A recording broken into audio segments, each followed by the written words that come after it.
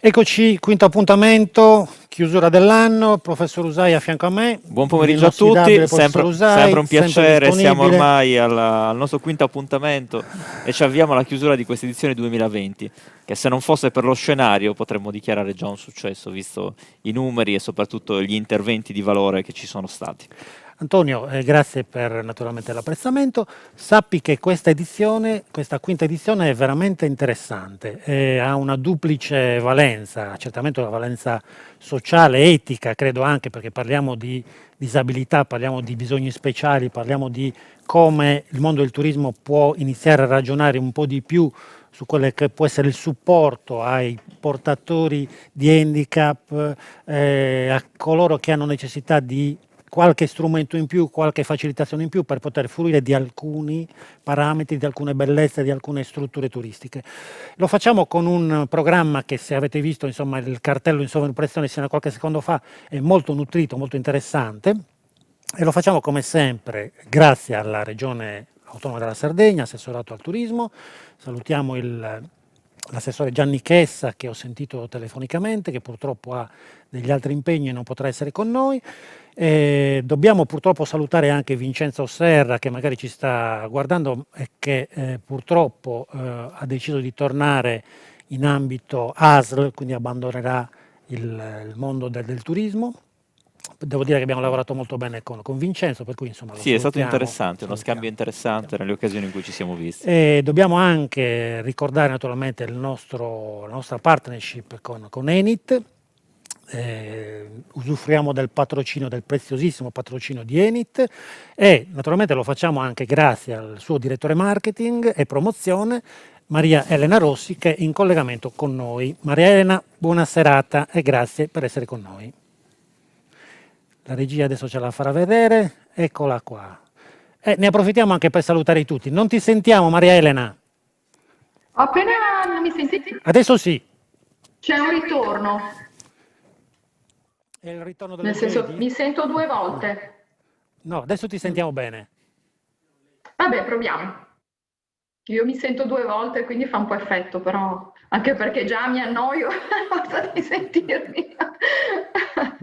Ascolta, prima di farti una domanda, ti faccio vedere la copertina di una rivista che adesso la regia ci farà vedere. Eccola che arriva, è una rivista americana, Travel Plus Leisure, ed è il numero di dicembre, Love Letters to Italy.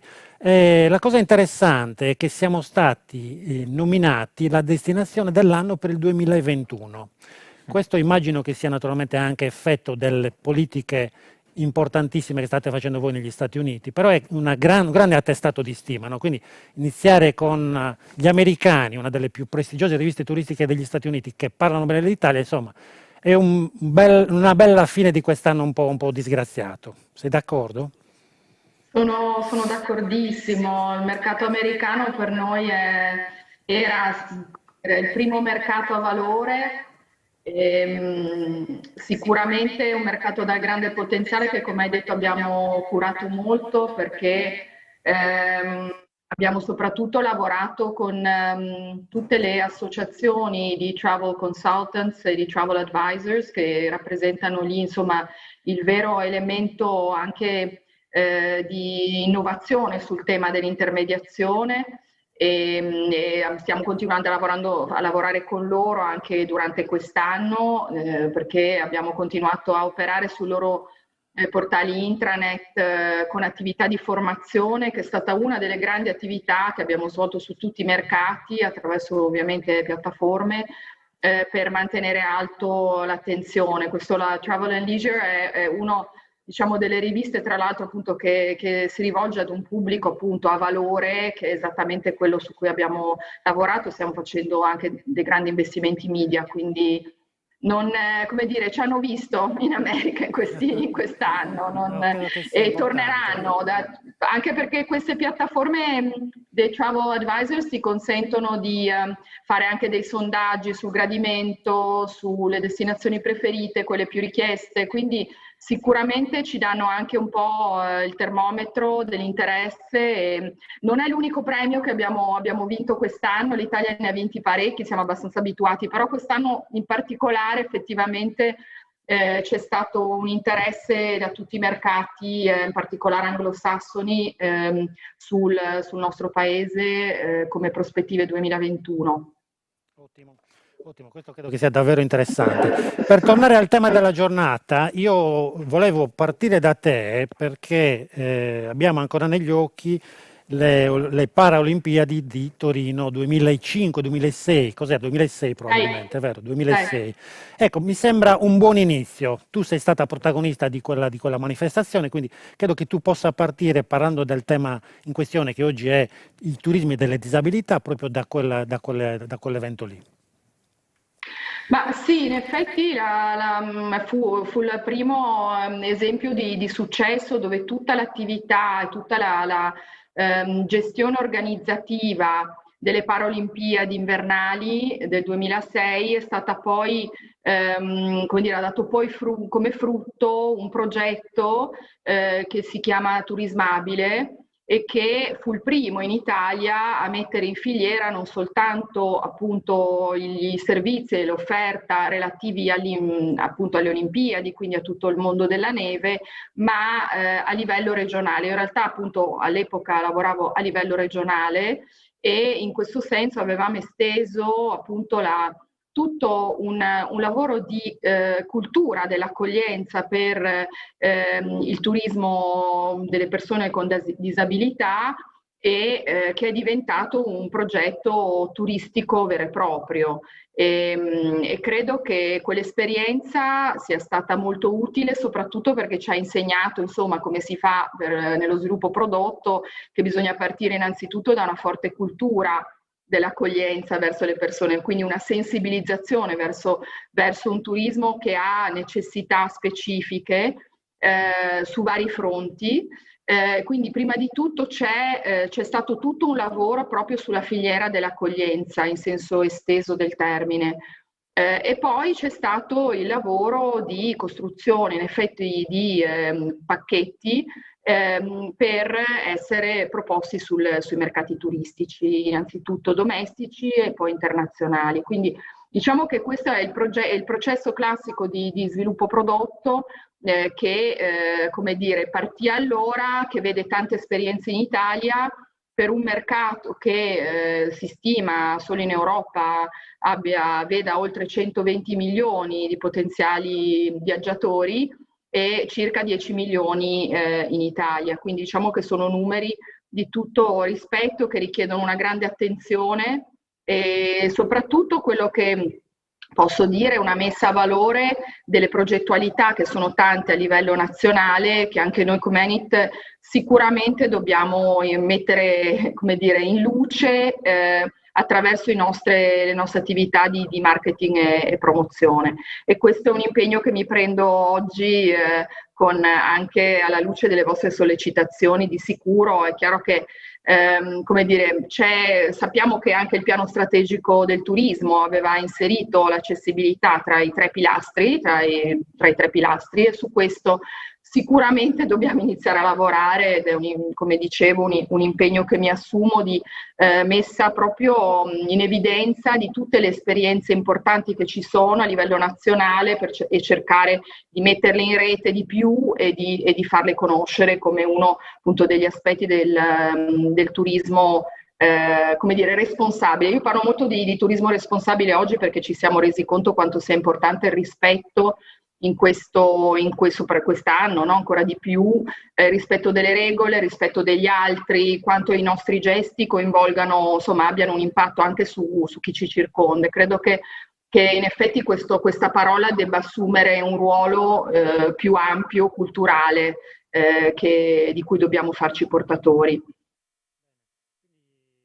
Direi che c'è un aspetto certamente sociale, etico, però c'è anche un aspetto di business. Questo è un vero e proprio segmento di mercato. Maria Elena ci ha regalato una prospettiva molto interessante, sia per quanto riguarda il valore sociale di tutti gli interventi che entrano nel mondo della disabilità e di coloro che hanno necessità di un aiuto per vivere al meglio tutte le esperienze, ma anche perché tutto questo produce un grande interesse non soltanto per i soggetti direttamente interessati, ma per il loro mondo. E allora questo mondo rappresenta, dentro quei numeri che ci ha dato Maria Elena a livello europeo e a livello italiano, la grande opportunità per tutti i nostri operatori, e di questo si parlerà oggi. Oggi nel post che ho voluto scrivere per richiamare l'evento guardavano le barriere e la mente, e allora ho voluto sollecitare tutti a seguire i nostri lavori di oggi per limitare, attenuare, eliminare le barriere, prima di tutto quelle della mente, per poi arrivare a quelle che territorialmente possono ostacolare le migliori esperienze per tutti. E secondo me, Lucio, la giornata di oggi ci deve servire proprio a questo, a eliminare queste barriere mentali che più delle volte rendono limitata l'azione dei nostri operatori nei confronti di tutti. E per tutti intendo coloro che hanno necessità di un aiuto e coloro che non ce l'hanno. Senza quelle barriere mentali sono sicuro che la nostra competitività in termini di prodotto e di prospettiva della destinazione non potrà che crescere. Anche in un 2021 che si preannuncia un po' difficile, ma che magari ci riserverà delle grandi sorprese già a partire dal mese di maggio. Mi sembra un ottimo inizio. Maria Elena, ancora una cosa, so che avete in cantiere lo sviluppo diciamo, l'aggiornamento del sito italia.it. Immagino che avrete qualcosa anche su questo segmento in futuro.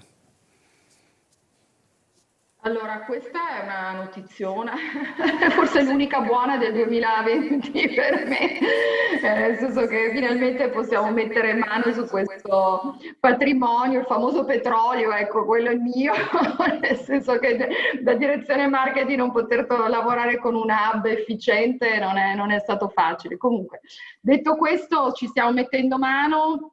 E quindi in primavera, insomma, oltre che cominciare a raccogliere turisti, avremo anche un nuovo hub per poter in effetti raccontare appunto l'offerta turistica dell'Italia anche sul segmento delle persone con disabilità. Quindi certamente i nostri operatori potranno fare riferimento al sito italia.it, ma direi che possono già da subito iniziare a ragionare su questo nuovo segmento di mercato, no? Questo deve essere l'obiettivo. Le indagini fatte negli scorsi anni, sia in ambiente accademico, i colleghi dell'Università di Cagliari, noi come Università di Sassari, ci hanno rivelato non soltanto questa grande opportunità, ma anche la sensibilità degli operatori. L'operatore mediamente è sensibile a questo tema e l'azione, che risulta un po' lenta delle volte, trasformare la necessità e l'opportunità, come abbiamo visto, in linee di azione. E allora proprio su questo ci dobbiamo confrontare, Lucio, cercare di dare quegli input che servono per avviare un percorso operativo. Ci siamo, l'Enit è con noi, questi grandi assist che ci dà Maria Elena ci ricordano che tutto quello che diciamo ha un palcoscenico più ampio rispetto alla Sardegna e ci proietta a livello nazionale e internazionale, per cui rimbocchiamoci le maniche e tutti pronti a partire. Ecco, credo che sia importante quello che dice Antonio, essere pronti a partire. Maria Elena, abbiamo visto con te, abbiamo fatto una chiacchierata stamattina, mi parlavi di Russia ad esempio che sta già partendo su alcuni mercati e alcuni competitor come la Turchia, che sono un fortissimo competitor, che sono già molto attivi. Quindi credo che anche da parte tua sia importante dare questo segnale generalizzato che dobbiamo prepararci alla nuova stagione, no? Sì, assolutamente, come dire, la competizione è molto aggressiva e bisogna essere tempestivi.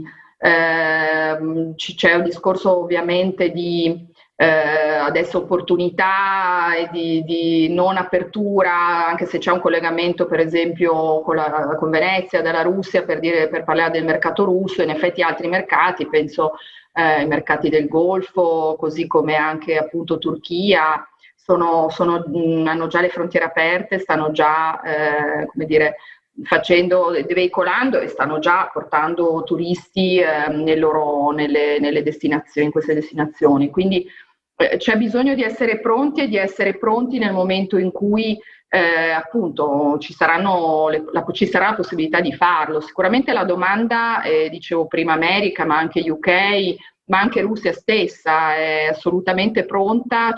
Non dico che ci sarà un revenge tourism, però c'è una gran voglia per chi potrà farlo ripartire, ma veramente molto, molto, molto interesse. Come Enit, appunto, noi abbiamo superato il 1 miliardo di visualizzazioni quest'anno su tutti i canali digitali, perché abbiamo mantenuto altissima l'attenzione su tutti i nostri mercati di riferimento, non solo quelli ovviamente più vicini, ma anche quelli, come dire, asiatici, che ripartiranno dopo, ma ovviamente gli Stati Uniti.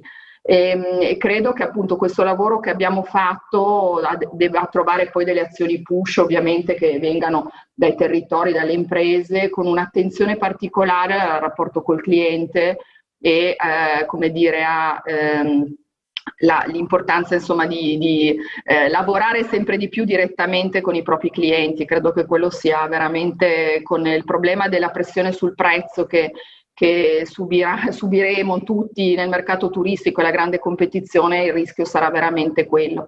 E quindi credo che tutto il lavoro fatto su CRM, su tutta l'attività appunto anche di diretta relazione con la clientela sarà chiave. Va bene, Antonio, direi che possiamo ringraziare Maria Elena. Grazie Maria Elena, sempre preziosa. Sei assolutamente preziosa, sappiamo che sei anche molto impegnata, quindi ti ringraziamo doppiamente per essere stata con noi. Passerei al secondo modulo, che come sempre nei nostri webinar è un modulo dedicato ai dati. Mi piace ricordare qui Edward Demings, il padre della qualità totale, che come ricordiamo spesso diceva in God we trust, others bring data, per cui insomma è facile partire dai dati, perché abbiamo a disposizione Antonio Usai e Gianfranco Fancello che hanno la capacità di rendere intellegibili alcune informazioni che non sempre sono immediate. A voi la parola. Grazie Lucio, grande responsabilità. È vero che è 2 anni ormai che con Gianfranco ci cimentiamo nella disseminazione dei dati, più che altro nella condivisione e nell'informazione. Ci siamo dati questo obiettivo ambizioso: rendere i dati, in particolare i dati turistici, di dominio pubblico, il che significa imparare tutti insieme a utilizzare i database, le fonti gratis e ufficiali che ci aiutano ad avere una prospettiva. Lo abbiamo fatto, lo stiamo facendo, dai feedback che abbiamo iniziamo a vedere i primi risultati. Mi rendo conto anche dalle chat che sono molto attive, dove ci chiedono puntualmente alcuni dati, e io parto subito da quello. Gianfranco, come sempre noi come buona squadra ci dividiamo i compiti. A Gianfranco il grande onore di poter parlare in modo specifico dei dati relativi al turismo accessibile. Io invece mi concentrerò ancora una volta sullo scenario generale. Alcuni elementi, 2 in risposta, perché nel penultimo appuntamento si era parlato dei dati, delle serie storiche. Abbiamo analizzato cosa è successo negli ultimi 20 anni, anche per smitizzare il sentimento comune che voleva la grande tragedia avvenuta a seguito del Covid. È vero, grande tragedia sociale, ma è altrettanto vero che alcuni numeri ci hanno rivelato che in 20 anni avevamo costruito bene, abbiamo perso, ma la storia ci ha insegnato che abbiamo un grande punto di ripartenza. Ci siamo concentrati su Olbia lo scorso mese e adesso diamo anche i dati di Cagliari Alghero. Il nostro sistema aeroportuale lo analizziamo sempre in modo completo, anche perché la Sardegna la consideriamo una destinazione unica e come destinazione ogni porta di accesso, in questo caso relativa al sistema del trasporto aereo, è per noi preziosa. Allora vado subito a condividere lo schermo in modo da analizzare tutti insieme le informazioni. E allora, ecco qua. Tanto ci ricordiamo sempre da dove siamo partiti, perché abbiamo voluto disegnare uno scenario tutti insieme. Con la regia di Lucio ci siamo voluti collegare al mondo che ci circonda con questi 2 obiettivi. Impariamo a usare bene i dati, facciamolo con le fonti ufficiali, però diamoci anche un traguardo, cioè impariamo a costruire insieme lo scenario. Impariamo a costruire lo scenario che ci deve servire per identificare gli obiettivi della nostra attività, della nostra destinazione turistica. E allora tra questi obiettivi abbiamo sicuramente analizzato con molta attenzione il nostro trasporto aereo. Vi ricordo da dove siamo partiti, abbiamo analizzato il sistema Italia e ci siamo accorti che sì, in questi ultimi 20 anni eravamo cresciuti tanto, soprattutto sul mercato internazionale, e il Covid ci ha riportato alla dura realtà di 20 anni fa. ma abbiamo anche detto non ci concentriamo sul dato negativo del 2020, ma andiamo ad analizzare quello che era successo, pensando che sia il punto di ripartenza, proprio quello. La parentesi del 2020 deve essere subito dimenticata, ricordandoci gli ottimi risultati raggiunti fino al 2019. E allora ricordavamo che a livello nazionale avevamo perso tanto, il 44% dei passeggeri nazionali, il totale il 36,6%, con un internazionale che perdeva molto a livello Italia, ma sicuramente perdeva molto di più a livello Sardegna. Una caduta a livello Sardegna dell'80% dei passeggeri internazionali. E allora Olbia, la ricordiamo, aveva beneficiato di questi 19 anni di attività molto intensa che l'avevano portata ad essere leader a livello regionale per l'arrivo di passeggeri internazionali, ma sicuramente anche Olbia e anche Cagliari ed Alghero si erano difese molto bene. Se andiamo a vedere Cagliari, cosa è successo negli ultimi 20 anni, dal 2000 al 2019 una crescita costante di passeggeri con picchi importanti, con Cagliari che dal 2000 al 2011 fa un grande lavoro che poi si accentua fino al 2019 quando parte il vero e proprio network internazionale delle tratte. Crescita costante, passeggeri nazionali costantemente in crescita, aiutati sia dalla dimensione business e non soltanto leisure dell'aeroporto, ma evidentemente anche da quella PIL che la Sardegna, Cagliari in questo caso, ma tutta la Sardegna, ha maturato nel corso degli ultimi 20 anni. Poi vediamo come incide il Covid, la situazione contingente sugli arrivi del 2020, con una caduta dei passeggeri generale del 61,3%, con un dato italiano evidentemente in decrescita, anche qua andiamo su cali importanti, però con un aeroporto che non è stato chiuso, era l'unico attivo in Sardegna anche nel periodo della crisi più grave, che erano i mesi di marzo, aprile e maggio.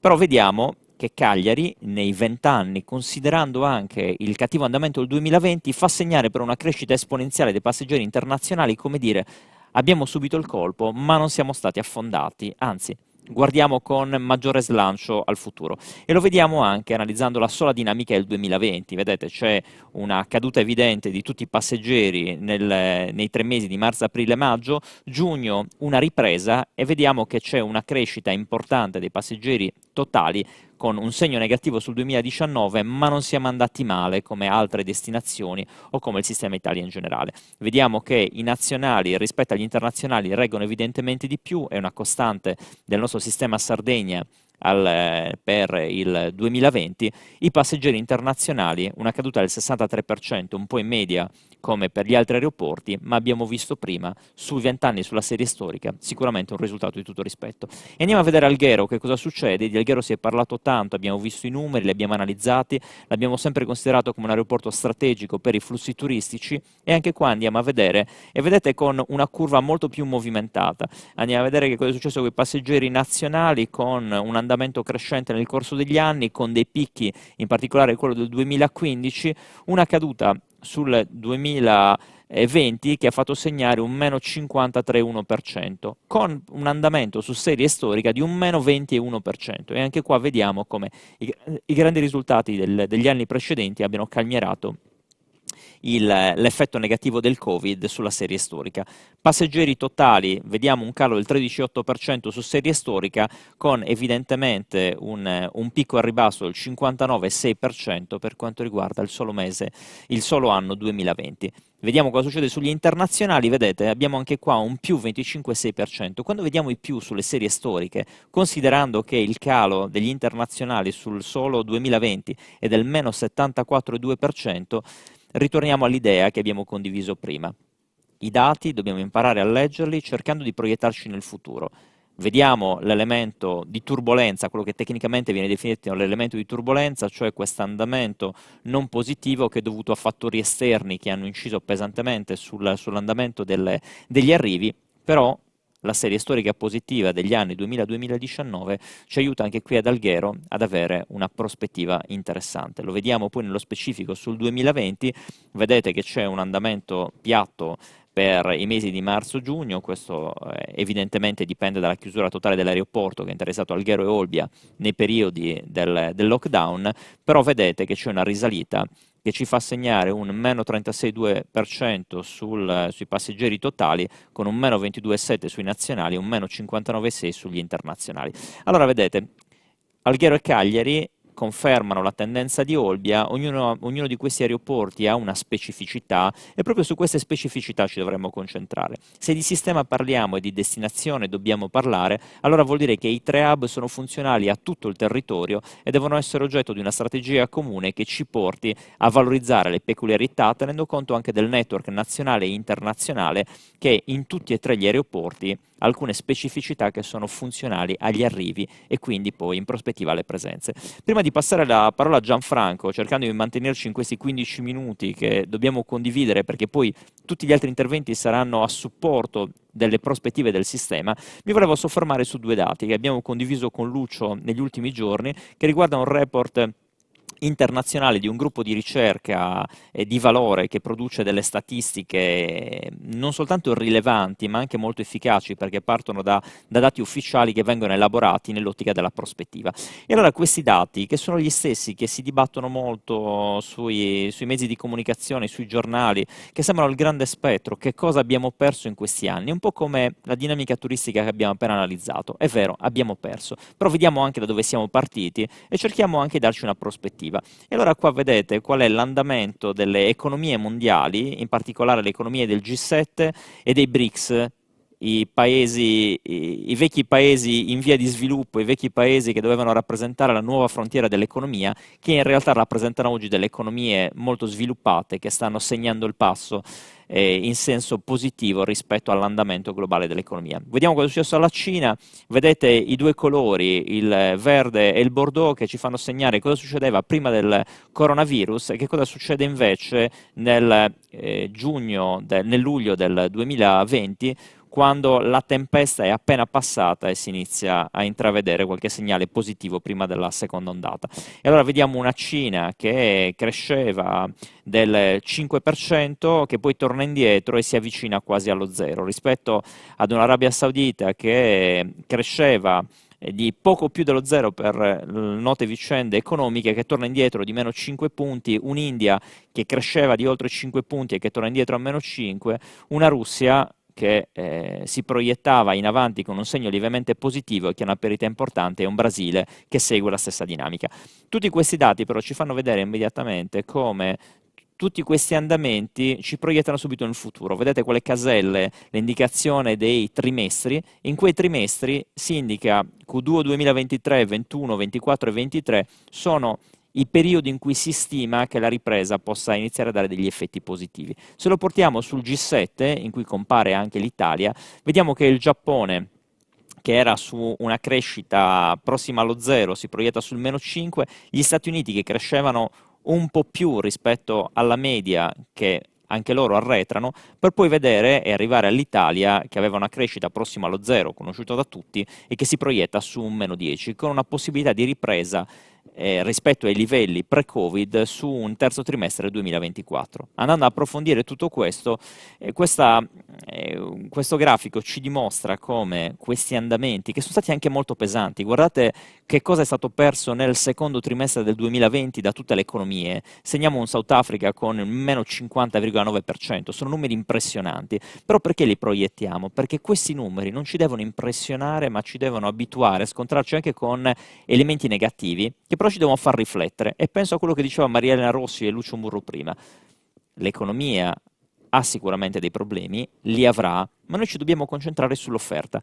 Dobbiamo essere consapevoli che l'Enit scommette sulla promozione dell'Italia, dobbiamo vedere i primi segnali come gli Stati Uniti che ci dedicano delle pagine per ricordare che l'Italia potrà essere la meta del 2021, e allora in tutto questo questi numeri li rivediamo con un occhio diverso, li rivediamo come la consapevolezza di qualcosa che non è andato bene, ma anche la prospettiva. Qua vedete ci sono le prospettive di recupero, quando torneremo ai livelli pre-Covid, e in particolare dove ci siamo trovati nel terzo trimestre del 2020 come prodotto interno lordo. Cioè, se quel prodotto interno lordo del terzo trimestre 2020 era assimilabile ad un anno della serie storica dei diversi stati. E allora, se andiamo a guardare subito l'Italia, vediamo che il prodotto interno lordo del terzo trimestre del 2020 era assimilabile a quello che noi producevamo nel 1997. Dato impressionante, ma anche qua, guardando avanti, vediamo che l'Italia ha delle possibilità di recupero importanti e gran parte di questo recupero, ce l'ha confermato Maria Elena Rossi, passa per lo sviluppo turistico del nuovo prodotto. Io direi che con questo segnale di ottimismo che ci proietta dati negativi verso una prospettiva positiva, lascio la parola a Gianfranco per approfondire le dinamiche del turismo della disabilità, o meglio del turismo accessibile.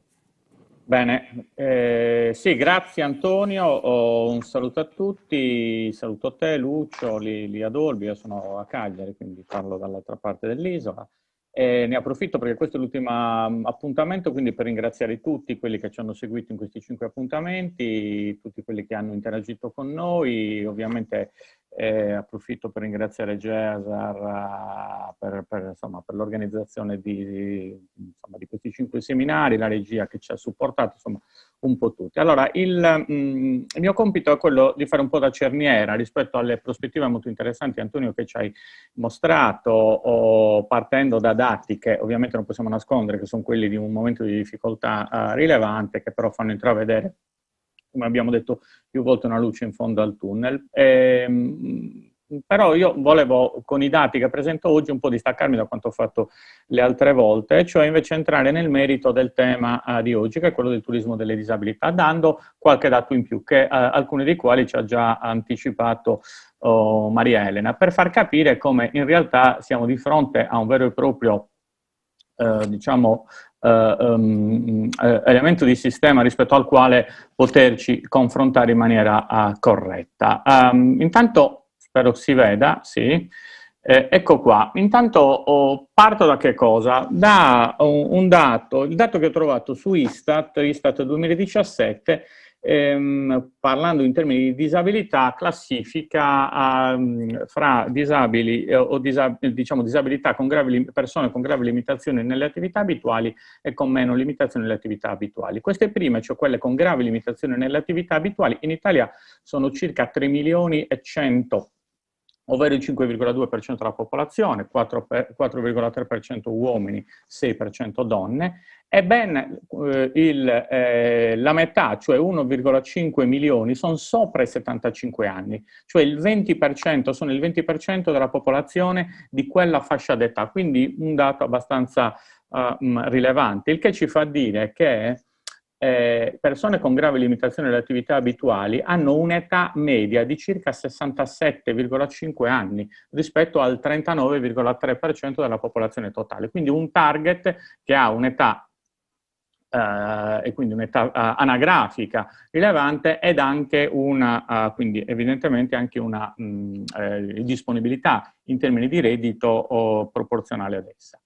Per quanto riguarda, come potete vedere, circa la metà, cioè il 26,9% vive da sola, il 26,2% vive col coniuge, e quindi la metà parliamo di nuclei familiari o mononucleari o in coppia, quindi il 17% con coniuge e figli e così via. Quello che però, un dato che mi ha fatto riflettere, che è poi un dato che poi troveremo dopo, è che ben 600.000 rispetto a quei 3 milioni e 100 sono persone prive di una rete d'aiuto. E il 19,2% rispetto ad una classificazione che Istat fa dichiara di essere soddisfatto della vita in termini assolutamente generali rispetto a un dato della popolazione globale che è superiore, che è più del doppio, cioè che è pari al 44,5%. Quindi già notiamo degli elementi di criticità che sempre l'Istat ci fa vedere e ci aiuta a capire come queste persone, ripeto, gravi disabilità nelle attività abituali, utilizzano i mezzi di trasporto collettivo. Qui ho dato 2 dati che mi sembrano interessanti, quelli relativi al trasporto pubblico urbano, quindi quello su gomma, e poi dopo vedremo quelli sul treno. vedete, sono divisi in classi d'età e quindi 4 classi d'età per colonna. La prima fascia, cioè questa, riguarda quelli con limitazioni gravi e potete vedere che non lo utilizzano, per esempio prendiamo una classe media che è quella insomma da 45 a 64 anni, il 66% non utilizza abitualmente il trasporto pubblico urbano. Ma quelli senza limitazioni gravi, il dato non è molto dissimile, cioè un 63,2%. Cioè quindi vuol dire che nell'accedere al servizio di trasporto vi sono degli elementi di barriera che molto spesso sono fisici, materiali e infrastrutturali, qualche volta sono anche di sistema che permettono non solo a chi ha limitazioni gravi, ma anche a chi non ha limitazioni gravi di poter accedere. Se consideriamo il treno, addirittura questo dato, vedete, cresce, sia per quanto riguarda chi ha limitazioni gravi al 77%, sia al 67%. Quindi c'è un tema intanto di accessibilità e di possibilità di poter accedere a mezzi di trasporto rilevante, a tal punto da limitare in maniera rilevante gli spostamenti, e questo dato poi lo vedremo dopo su alcuni.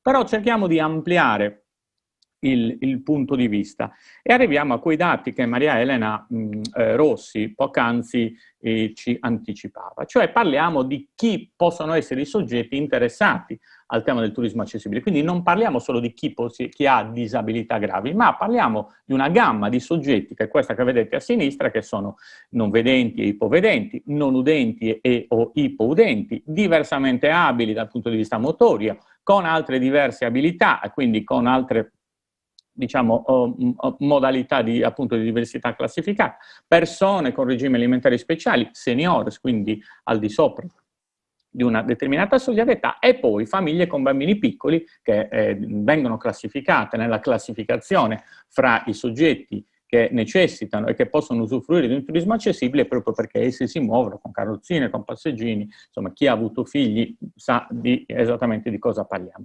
Questo dato che sintetizziamo in SS Needs in Europa vale circa 127 milioni di persone, in Italia, e ripeto il dato di Maria Elena, è di circa 10 milioni di persone, quindi più o meno 1 su 5. Ma l'aspetto interessante è che quando questi si muovono, per motivi, quasi mai vanno in vacanza da soli, ma sempre con parenti e amici, quindi hanno un fattore moltiplicatore importante in termini di prospettiva. Allora, cerchiamo di analizzare un po' il dato dal punto di vista della domanda. Ho trovato un paio di testimonianze in rete interessanti di un progetto che si chiama Project for All, nel quale il tema del turismo accessibile, devo dire, è trattato in maniera molto interessante. Alcune testimonianze, per esempio, di un hotel di Abano Terme, dove dice che l'incidenza dei ricavi del segmento accessibile è passato dal 5 al 25% negli ultimi 3 anni, con un valore complessivo del 20%, e la permanenza media di queste persone all'interno di un hotel è mediamente superiore quasi al doppio rispetto a quello degli altri ospiti. E lo stesso un'altra testimonianza di un altro hotel in provincia di Ferrara, come potete vedere in basso, definisce che nell'ultimo quinquennio c'è stato un incremento pari all'8,5% annuo. Su questo, quindi questo è un progetto che può essere trovato facilmente in rete. Esistono poi diverse analisi, soprattutto all'interno della bibliografia scientifica, sul tema della diversa abilità legata al turismo, ma devo dire il riferimento e lo studio più ampio che è stato fatto in tal senso è stato fatto dall'Unione Europea, che è questo che vedete in basso, che è Economic Impact and Travel Patterns and Accessible Tourism in Europe, che è un report del 2012, ma che è molto attuale perché descrive dei comportamenti di domanda, che vi sintetizzo in 2 slide andando a concludere. Divide i soggetti diciamo, relativi al turismo accessibile in 2 grandi categorie: persone con disabilità e popolazione anziana, e dice, bene, questi possono fare 2 tipologie di viaggio: i day trips, cioè un viaggio giornaliero, oppure un viaggio plurigiornaliero. La propensione media europea per il viaggio giornaliero è del 51,8%, del viaggio plurigiornaliero del 58% per persone con disabilità, mentre le persone anziane il dato è molto più basso, 36 e 47%. La frequenza di viaggio, cioè il numero di giornate o di viaggi che essi fanno all'anno di circa 6,7 e 6,9. Quindi devo dire un dato interessante. Concentriamoci un attimo su questo dato qui. È media europea, 51,8% per viaggi giornalieri, 58% per viaggi plurigiornalieri. Se guardiamo il dato italiano, qui a sinistra, notiamo che la propensione dei diversamente abili per il viaggio giornaliero lì era del 51%, in Italia è del 20%, per i viaggi plurigiornalieri in Europa è del 58%, in Italia è del 26%. Quindi c'è veramente uno scostamento rilevante, stiamo parlando di meno della metà, e quindi vuol dire che in Italia da questo punto di vista ci sono degli elementi di sistema che in qualche modo determinano una diversa propensione dell'utente diversamente abile a poter accedere a questo tipo di servizio. Se invece ci concentriamo sulla popolazione anziana, torno indietro, scusate, abbiamo il 36,4% per viaggi giornalieri, il 47% per viaggi plurigiornalieri e, come vedete, in Italia abbiamo il 13,9% e il 23%, anche qui la metà. Quindi, ripeto, questa difficoltà che l'Italia e che la domanda italiana ha rispetto alla media europea è testimoniata dai dati. Propensione alla spesa, qui invece il dato è opposto, perché sulla propensione alla spesa abbiamo che le persone diversamente abili hanno una propensione alla spesa, diciamo, sul viaggio, sullo spostamento giornaliero di 74 euro e del plurigiornaliero di 110 euro. Se guardiamo il dato italiano, invece è 84 e 123. Quindi noi ci spostiamo molto meno, ma i soggetti che si spostano hanno, rispetto alla media europea, una propensione alla spesa maggiore in Italia. E questo è confermato, non completamente, anche per le persone anziane, dove invece abbiamo un 82 e un 109, e quindi 82 per i viaggi giornalieri e 109 per i viaggi plurigiornalieri, che diventano 74, quindi un po' meno sui viaggi giornalieri, e invece aumenta sui 112.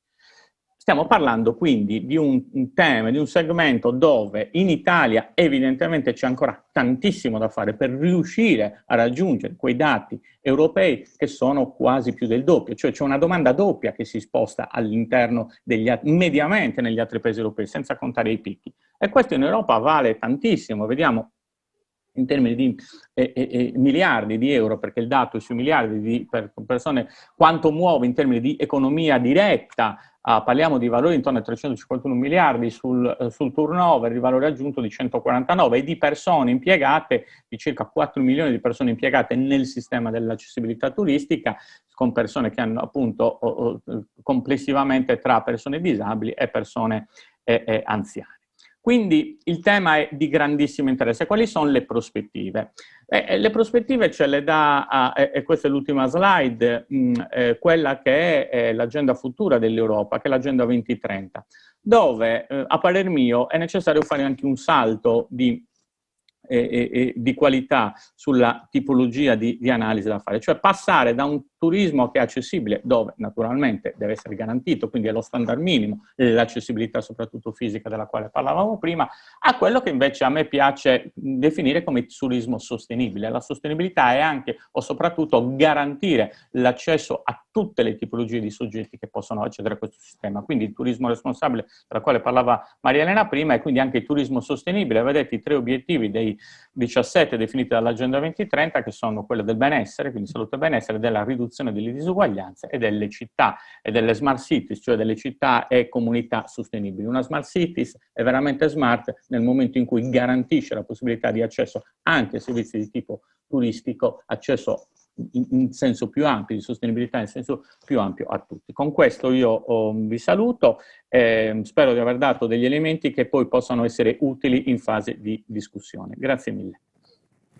Perfetto. Grazie Gianfranco, naturalmente tu e Antonio Usai mi volete mettere nei guai, quindi avete sforato drammaticamente affetto, i tempi. È sempre affetto. Ma vedremo di scusarci con i nostri ascoltatori. Allora, dovremmo avere il nostro straniero della formazione. Joseph Eyark, che io ho definito il nostro supereroe della Marvel del turismo. A te la parola, dacci un inquadramento generale sui concetti di accessibilità a 360 gradi. Buongiorno a tutti. Bene, fondamentalmente tenterei di andare anche abbastanza veloce, prima che mi sgridi, tenendo conto che hanno sforato gli altri colleghi. Io tenterei di fare un passo in più, cioè stiamo parlando di turismo della disabilità in qualche maniera, però farei un passo in più perché diciamo è molto importante per gli operatori turistici cominciare a cosa stiamo parlando, perché qui non ne stiamo parlando soltanto del turismo per la disabilità, sino del turismo accessibile. E è un'opportunità che adesso vi conterò o vi racconterò che ancora va molto di più quello che ha raccontato in qualche maniera Gianfranco. Allora, che cos'è il turismo accessibile? Beh, in realtà parliamoci chiaro, voi sapete che io ragiono come operatore turistico. Turismo accessibile negli ultimi anni era fondamentalmente una moda, tutti ne parlavano. Giuseppe, perdonami, sì? Mi dicono dalla regia che dovresti invertire il monitor, che non riescono a vedere la tua presentazione. Vedono la modalità relatore, mi dicono. Joseph, sei al 10º webinar, è possibile ancora non è imparato? No, sai che sono un po' stupidone. Beh, dicevo fondamentalmente che il turismo accessibile è spesso stato visto in qualche maniera come una moda. Andava bene parlare di turismo accessibile, però meglio non complicarsi la vita. Era un po' come il Green Tourism fino a poco tempo fa, ne parlavamo ma non si attuava. Però che cosa era fondamentalmente il turismo accessibile?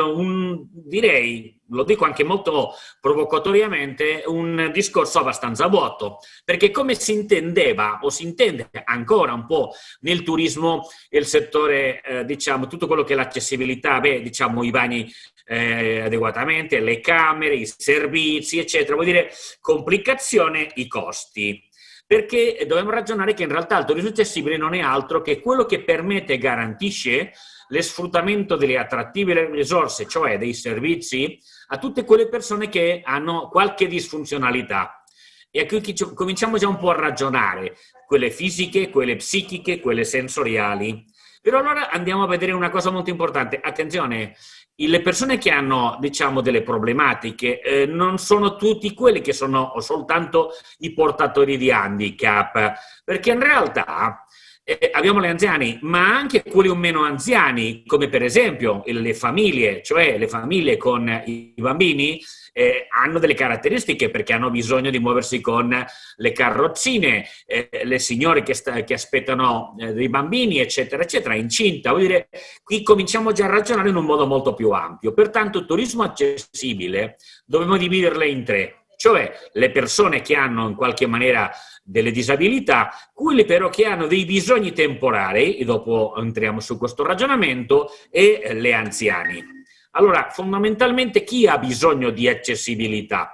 Beh, da una parte abbiamo le persone con i handicap permanenti, possono essere fisici, motori, sensoriali, eccetera, eccetera, ma dobbiamo cominciare a ragionare anche, e dopo vi chiedo di fare attenzione a questo perché è un punto molto importante, le persone che sono condizionate dall'età, da una parte gli anziani, ma attenzione, i bambini e in conseguenza anche le famiglie, ma spesso le persone che hanno delle problematiche disfunzionali transitorie, cioè le donne in gravidanza e anche quelle che hanno avuto degli incidenti, eccetera. Quello che è molto chiaro è che in realtà abbiamo una opportunità di business molto importante, perché in realtà soltanto il 10%, e non entro molto più in dettaglio, l'ho fatto a Gianfranco, è portatrice di handicap.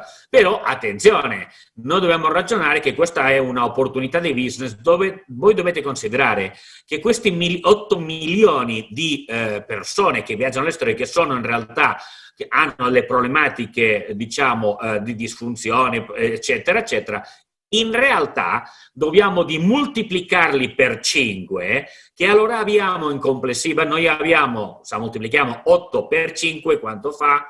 Siamo a un elemento, a un volume importantissimo, che sono tutto quel volume sia di persone che hanno bisogno in qualche maniera o hanno delle difficoltà per poter viaggiare. Questo ci porta a ragionare, come vedete, con diciamo, le opportunità, perché abbiamo per ogni mercato europeo diciamo, un importante volume, cambia ovviamente per paese, con con persone con problematiche di salute permanente. Però allora ragioniamo su questa logica, è un segmento di mercato che andrà in crescita. Perché? Perché la popolazione europea sta invecchiando. In conseguenza, man mano tutti entreremo in questa logica del bisogno di accessibilità, di turismo un po' per tutti.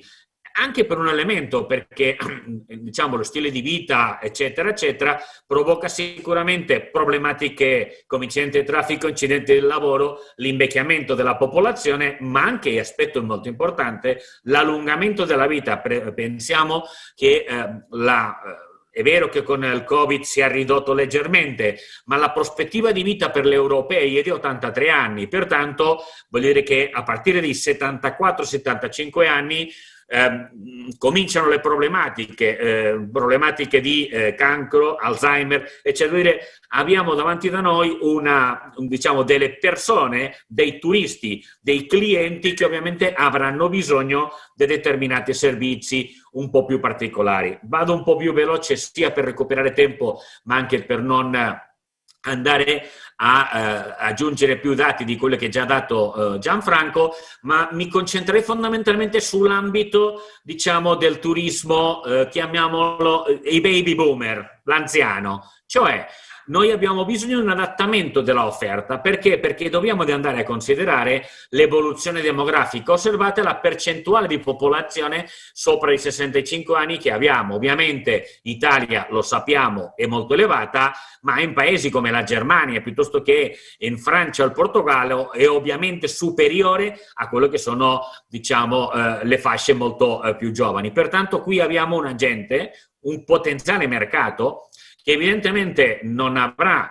problematiche, diciamo, motorie complicate come possono essere quelle dei portatori di handicap, ma sì che hanno bisogno di determinati servizi, impostazioni e anche caratteristiche sia di prodotto come di servizio, anche in ricettive, strutture ricettive, ristoranti, eccetera, che ovviamente dobbiamo essere molto attenti. Considerando che abbiamo un trend della popolazione dove man mano, come dicevo, arriveremo al fatto che l'incremento fra ormai non tanti anni, 10 anni, della popolazione europea, avremo più del 20% della popolazione che sarà over 65. In conseguenza, nel turismo dobbiamo cominciare a ragionare che più che avere turismo accessibile, che di moda sta passando già una realtà e va benissimo, dovrebbe essere stato prima, ma in realtà dobbiamo cominciare a ragionare sul turismo per tutti. E questo vuole dire che dobbiamo considerare che cosa l'offerta ha bisogno. Beh, l'offerta sarà sempre di più targetizzata, specifica e deve essere accessibile. Dalla prospettiva dell'operatore turistico in realtà ci sembra che ci sia incompatibilità di pubblici, ma in realtà non è così, perché il mercato del turismo accessibile è fondamentalmente fatto del turismo fai da te, dove si cerca informazione online perché hai bisogno di molta informazione che non si trova normalmente nei siti, eccetera, pertanto vai a cercare informazione in forum, eccetera, eccetera. Questo il settore deve rispondere con una segmentazione specifica dell'offerta, considerando che non c'è la incompatibilità fra le proposte per i turisti diversamente abili in qualche maniera e andando in qualche maniera verso una certa specializzazione. Come implicazione su questo turismo inclusivo è che dobbiamo cambiare in qualche maniera, e questo può essere un mercato molto importante per la Sardegna, la concezione dei prodotti e dei servizi, perché questo ci porterà sicuramente a una sorta di vantaggi. Quali sono le prospettive di business che noi abbiamo? Beh, possiamo incrementare la quota di mercato. Ci può aiutare per la riduzione di stagionalità, perché quei target viaggiano non soltanto nella classica stagionalità estiva. Ci servirà ovviamente per migliorare l'immagine, il posizionamento e anche la sostenibilità, considerando che dobbiamo sicuramente lavorare, e adesso ragiono dal punto di vista delle destinazioni, sulla promozione. Dobbiamo cominciare a lavorare sulla promozione di prodotti turistici accessibili, ma anche e soprattutto dobbiamo di comunicare adeguatamente e in forma attendibile qual è la proposta che noi possiamo fare sul mercato. Allora, consideriamo in questo momento che cosa succede. Quello che succede prevalentemente in Italia, e questo un po' va a raccontare quella perplessità che aveva Gianfranco, il fatto che noi abbiamo delle proposte turistiche che in qualche maniera tentiamo un po' di che vadano bene un po' per tutti. In realtà la stramaggioranza delle proposte turistiche che abbiamo non sono su misura per persone con bisogni specifici e non sono ovviamente inclusivi. Quando raccontiamo sull'accoglienza turistica c'è un elemento fondamentale, sia nelle nostre aziende come nelle destinazioni, manca la formazione sull'accessibilità e manca soprattutto la formazione per i professionisti, in modo che è difficile soddisfare la domanda esistente che noi abbiamo. Consideriamo che le destinazioni devono di capire due cose fondamentali. Una, che un turista che ha bisogno di accessibilità non è un turista problematico. Questo è importante. Due, che i flussi turistici in qualche maniera, vedendo l'evoluzione che avremo da parte della società e del mercato turistico, avranno bisogno sempre di più gradi, perché la graduatoria va in crescendo, di accessibilità. Pertanto si deve lavorare per contribuire alla professionalizzazione delle risorse, fomentare l'accessibilità come concetto di base nelle operatori turistici, nelle aziende, tentando di capire, conoscere, identificare qual è il grado di accessibilità per comunicarlo e organizzarci adeguatamente, gestendo e organizzando in qualche maniera l'immagine della destinazione come veramente accessibile e soprattutto far sì che l'accessibilità sia un fattore da considerare nel momento della pianificazione e della gestione turistica della destinazione. Destinazione accessibile o inclusiva non è avere dei bagni o dei posti macchina o diciamo le solite eliminazioni delle barriere, ma andiamo un pochettino più in là, vuol dire fare dei percorsi guidati diciamo, utilizzando le tecnologie, avendo dei bagni pubblici adeguati per queste caratteristiche e tutte quelle che sono le misure che noi possiamo lavorare, anche dotandoci di strumenti e di servizi pedane piuttosto che diciamo anche la segnaletica per le persone cieche e le ipovedenti, eccetera. Cominciare a ragionare e anche applicarlo all'interno delle nostre attrattive turistiche. Il fatto per esempio di poter raccontare bene anche le guide con lingua dei segni piuttosto che utilizzando strumenti come il braille, eccetera, eccetera. Dobbiamo cominciare a ragionare in qualche maniera, a considerare tutto quello che è l'accoglienza, l'informazione e la promozione turistica anche adeguata a non soltanto il segmento, diciamo, della disabilità, sino alla considerazione del turismo in qualche maniera per farlo molto più accessibile e soprattutto per tutti. Pertanto, molto velocemente, che cosa dobbiamo fare come destinazioni? Innanzitutto formare tutto il personale che diciamo lavora con il cliente, per far crescere la consapevolezza sulla disabilità. Dobbiamo per esempio stabilire un contatto diretto, capendo fondamentalmente i bisogni e come orientarci, anche pensando che la stramaggioranza delle web, sia delle destinazioni come anche degli operatori, non sono adeguati, non hanno gli standard di accessibilità che sarebbe pertinente e necessari. Dobbiamo sicuramente tentare di chiedere anche, perché guardate, questo è un mondo che funziona per raccomandazione. È un mondo, è una vera community, pertanto dobbiamo di chiedere ai nostri clienti quello che a volte non facciamo, ma in questo caso è molto importante, che ci raccomandino, che ci consiglino, che ci diano le pecche, le criticità o le cose che facciamo bene per poter rispondere prontamente a tutto quello che noi possiamo in qualche maniera proporzionare per lavorare su questa impostazione. E vado molto più velocemente, tentare in qualche maniera di pensare che dobbiamo di promuovere per esempio agevolazioni per clienti disabili, magari offrendo delle polizze assicurative gratuite, costi minimi, ma che sono un segnale importante e sono quegli elementi che ti possono fare, diciamo, scegliere la tua destinazione e anche la tua struttura, i tuoi servizi, perché stai dando un vantaggio e soprattutto mostri agli occhi del tuo cliente l'attenzione e la capacità di accoglierlo, che è fondamentale. E su questo ci sono ovviamente, come ha detto prima Gianfranco, noi dobbiamo fare moltissima strada, ma soprattutto finisco dicendo fondamentalmente che il turismo della disabilità non è una micronicchia, è un mercato importante, ma dobbiamo come operatori guardarcelo, diciamo, con un pensiero laterale, considerando che abbiamo il turismo della disabilità, ma abbiamo dall'altra parte un mercato che crescerà tantissimo, dove sarebbe pertinente, se la Sardegna vuole continuare a essere competitiva e attrattiva anche sul turismo balneare, cominciare ad adeguarci a come questo mercato sta andando avanti, sia il familiare per le famiglie, come anche per il turismo, non dico degli anziani, dei baby boomers, piuttosto che il segmento dove man mano andremo tutti a entrare prima o poi. Grazie. Benissimo. Joseph, sei stato bravo, hai recuperato qualcosa e soprattutto ci hai dato degli ottimi spunti. Abbiamo senz'altro raccolto il concetto che il mercato esiste, è un mercato potenziale, quindi possiamo avere un duplice scopo, uno scopo sociale, etico, ma anche uno scopo di business. E che ci deve essere molta sensibilità nell'individuare un prodotto che è più ampio di quello che si può pensare e che al suo interno ha diversi equilibri. Joseph è stato bravo nel sottolinearli, aprendo la strada poi alla formazione degli operatori. Allora, ti direi, Joseph, di restare ancora un secondo in linea, perché io presento velocemente Luca e Danilo, ma tu certamente potrai farlo meglio di me. Quello che so io di loro è quello che abbiamo letto su internet, li abbiamo visti fare questo viaggio tra 4 continenti. Abbiamo apprezzato il fatto che siano venuti anche in Sardegna, certamente, ma Joseph credo che vi abbia proprio incontrato in Sardegna. Dico bene, Danilo e Luca? Ciao a tutti.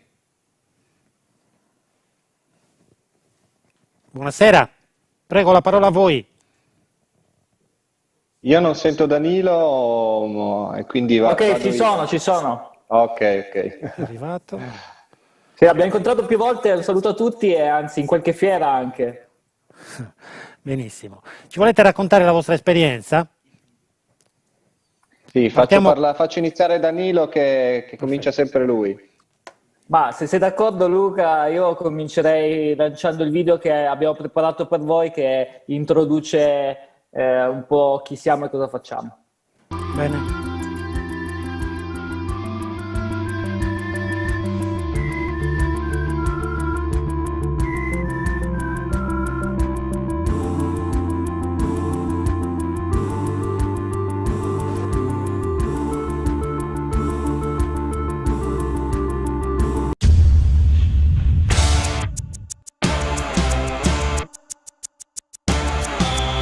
Andiamo a farci un giro. Viva la vita, alza la testa, questa è la cura, il tuo nemico è solo la paura.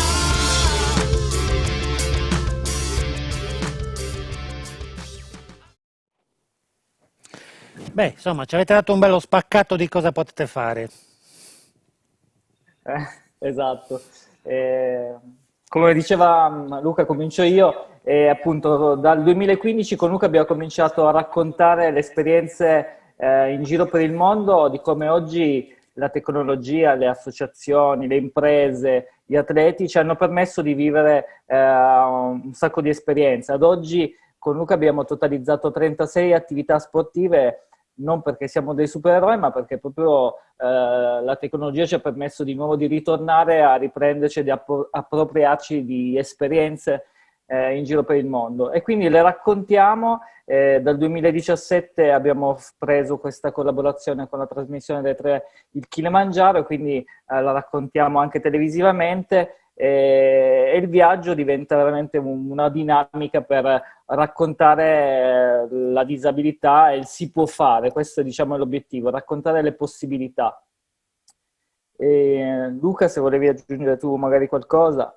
Sì, è stata una scelta, diciamo, di utilizzare quindi una leva positiva, come diceva Danilo, di raccontare le possibilità.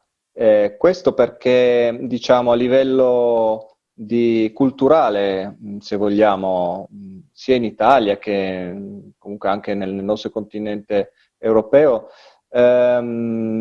diciamo che abbiamo considerato il fatto che non ci fosse ancora una rete così sviluppata di esperienze per persone che avessero delle esigenze particolari o abilità diverse, e quindi dopo, siccome io e Danilo è dal 99 che siamo in carrozzina, quindi abbiamo incontrato la disabilità circa 20 anni fa, e in questo lasso di tempo abbiamo potuto vedere, diciamo, il mondo da due punti di vista diversi. Prima eravamo in piedi, adesso siamo in carrozzina, e quindi abbiamo potuto anche confrontare, diciamo, la differenza di punti di vista, e ovviamente abbiamo avuto la spinta nel cercare di riappropriarci per tutto quello che ci veniva concesso e per tutto quello che è possibile della nostra vita, della nostra autonomia soprattutto, e quindi siamo andati alla ricerca di tutte quelle che erano le esperienze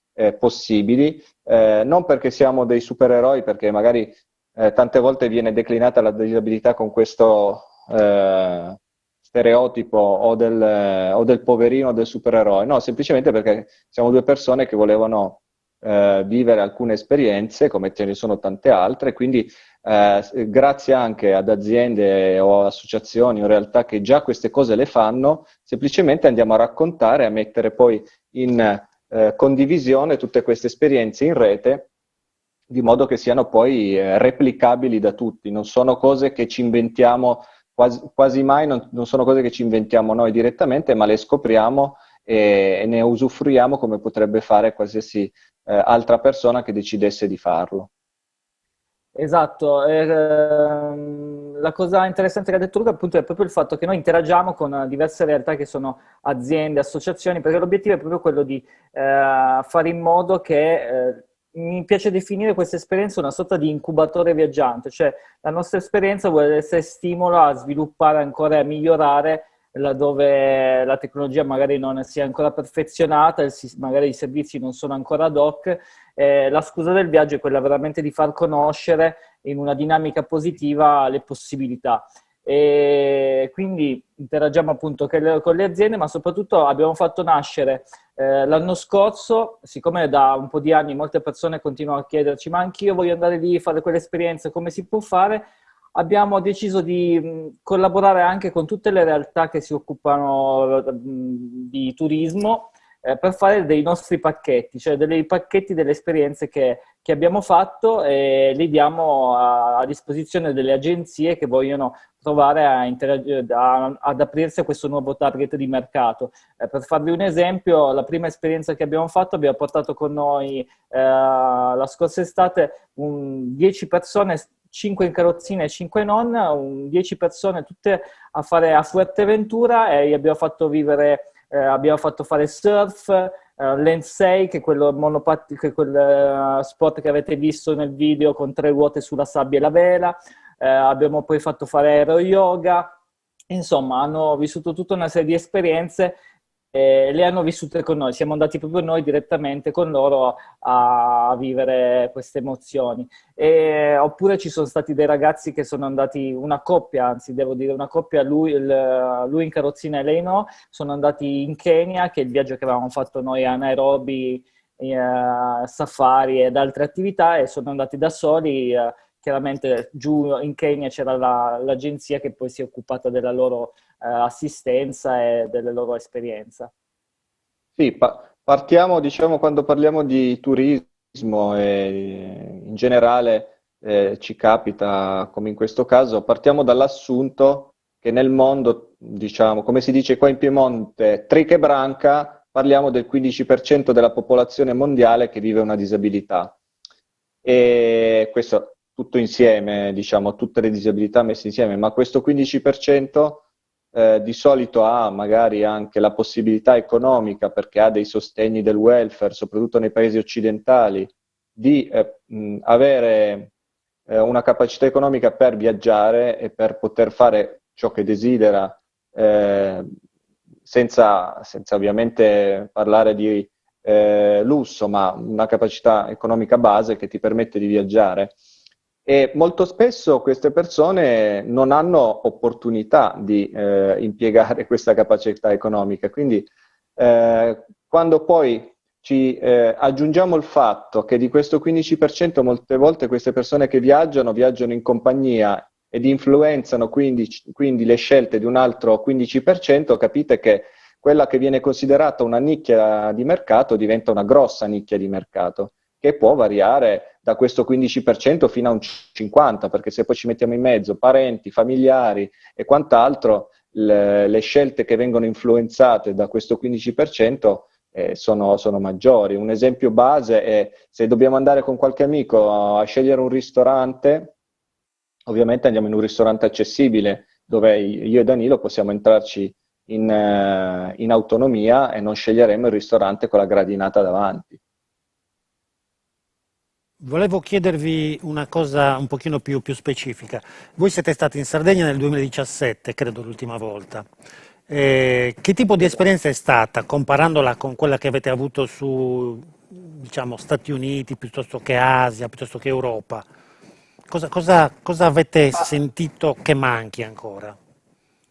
Ma se è possibile, se per caso è stato caricato, lanceremo, se è possibile lanciare il video, perché devo dire, riassume la bellissima esperienza che abbiamo fatto in Sardegna. La regia Grazie. lo manda al volo. Perfetto.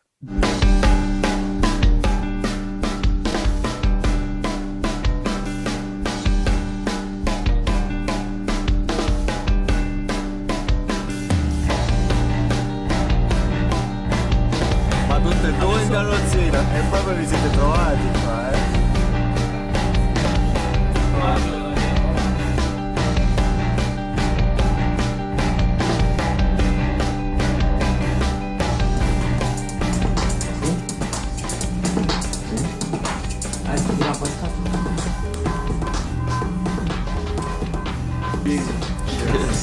Quando fate l'impianto?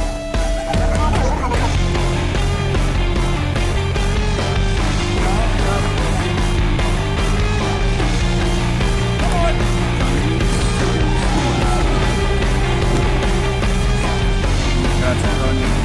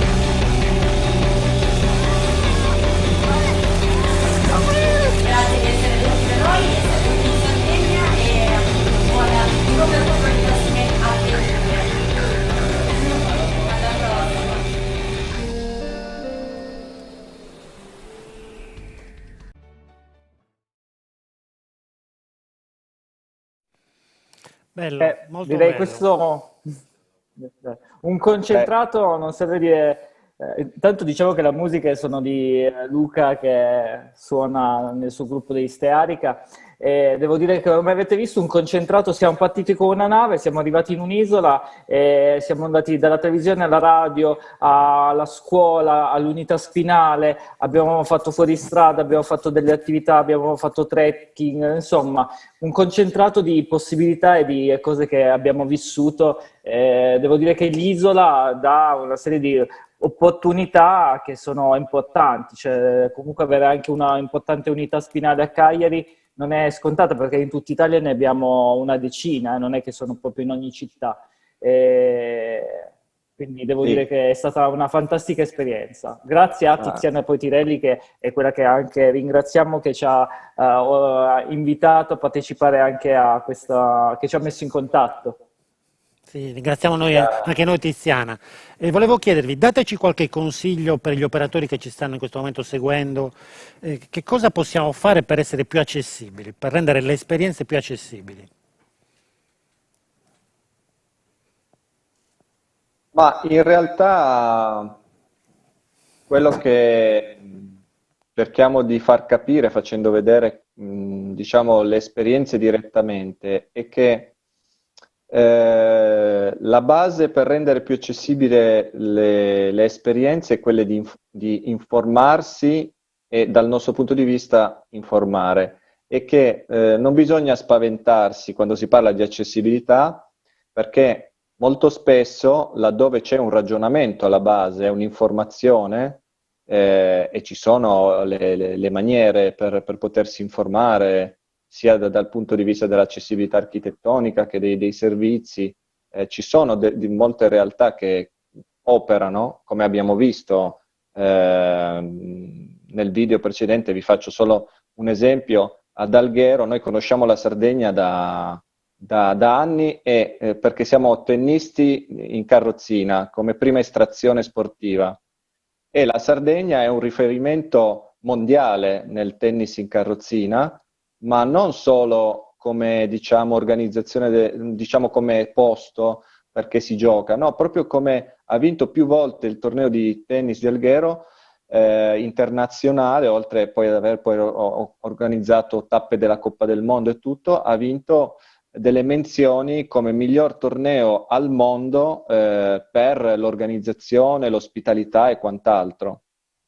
Questa è la dimostrazione che le cose è possibile farle, ma è possibile farle ad altissimo livello, e non abbiamo, sia come Sardegna, passatemi il termine se mi pongo come fossi nato in Sardegna, ma non abbiamo nulla da invidiare né come Sardegna né come Italia, come paese, al resto del mondo. Nel momento in cui decidiamo, facciamo una scelta di aprirci a un certo tipo di mercato. È molto più facile di quello che si pensi, ha anche dei costi più bassi nel momento in cui le cose vengono progettate e pensate già con l'idea di essere accessibili. Ovviamente se si rincorre sempre poi a posteriori invece quest'idea, come qualsiasi cosa, il dover metterci una pezza costa di più che averlo progettato prima. Bene, sei stato molto, molto chiaro. Un'ultima cosa, quando tornerete in Sardegna? Speriamo al più presto. Io spero al più presto, perché devo collaudare la mia moto a 3 ruote da Torino e venire e farmi tutta la Sardegna, quindi questo è il mio desiderio.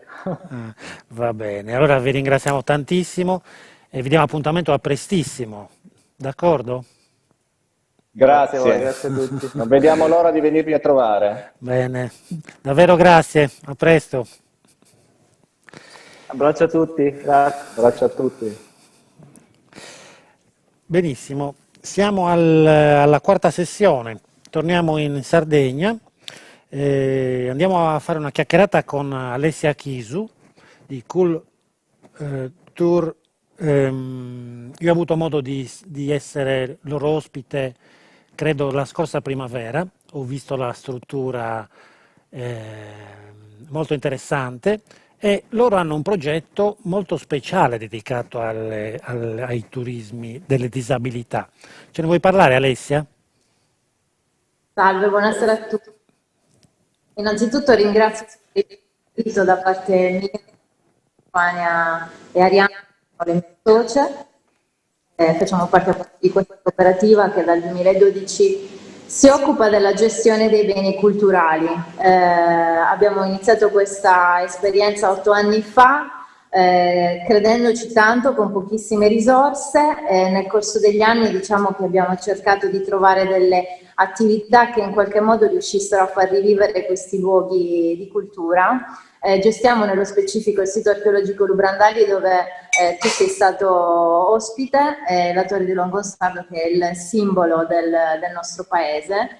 E nel corso degli anni ci siamo rese conto che prima di tutto avremmo dovuto avere un approccio professionale, ma in qualche modo coinvolgente e innovativo.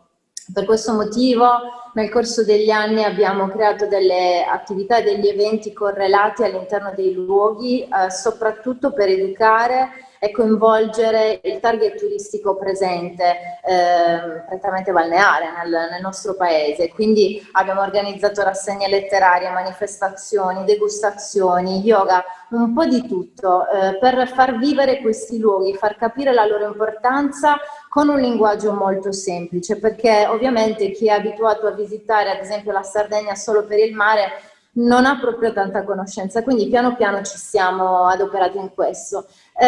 Ci siamo però rese conto che avevamo diversi limiti, perché non potevamo rendere il sito accessibile a tutti quanti. Per questo motivo nel 2017 abbiamo partecipato e fortunatamente abbiamo vinto il bando Culture Lab della Regione Sardegna, per creare un progetto di una mostra itinerante dal titolo Lugrandali Leggi Tocchi Ascolta, che non solo abbracciasse tutto il target presente qui a Santa Teresa e in Sardegna in generale, ma che avesse diciamo delle priorità, che erano quelle di alcune forme di disabilità. Ci siamo concentrate soprattutto sulle disabilità motorie e quelle visive. Per quanto riguarda la prima, quindi soprattutto le persone come Davide e Luca, ad esempio, costrette su una sedia a rotelle, avevamo tanti limiti perché purtroppo il sito non ha delle passerelle e quindi proprio le persone non potevano raggiungere il sito. Sono capitati tanti turisti che avevano questa esigenza.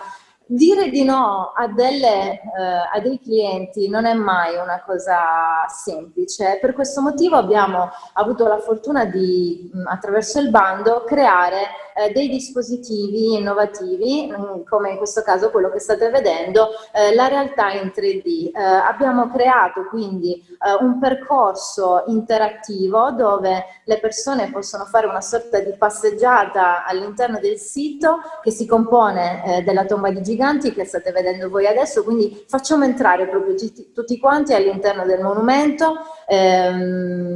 per fargli capire come era costruita prima di tutto, in questo caso la tomba di giganti, fargli capire come avvenivano le deposizioni al suo interno, anche perché la tomba di giganti di Lubrandali è una delle poche che ha restituito gli scheletri, fargli percepire veramente l'importanza dei luoghi che gestiamo.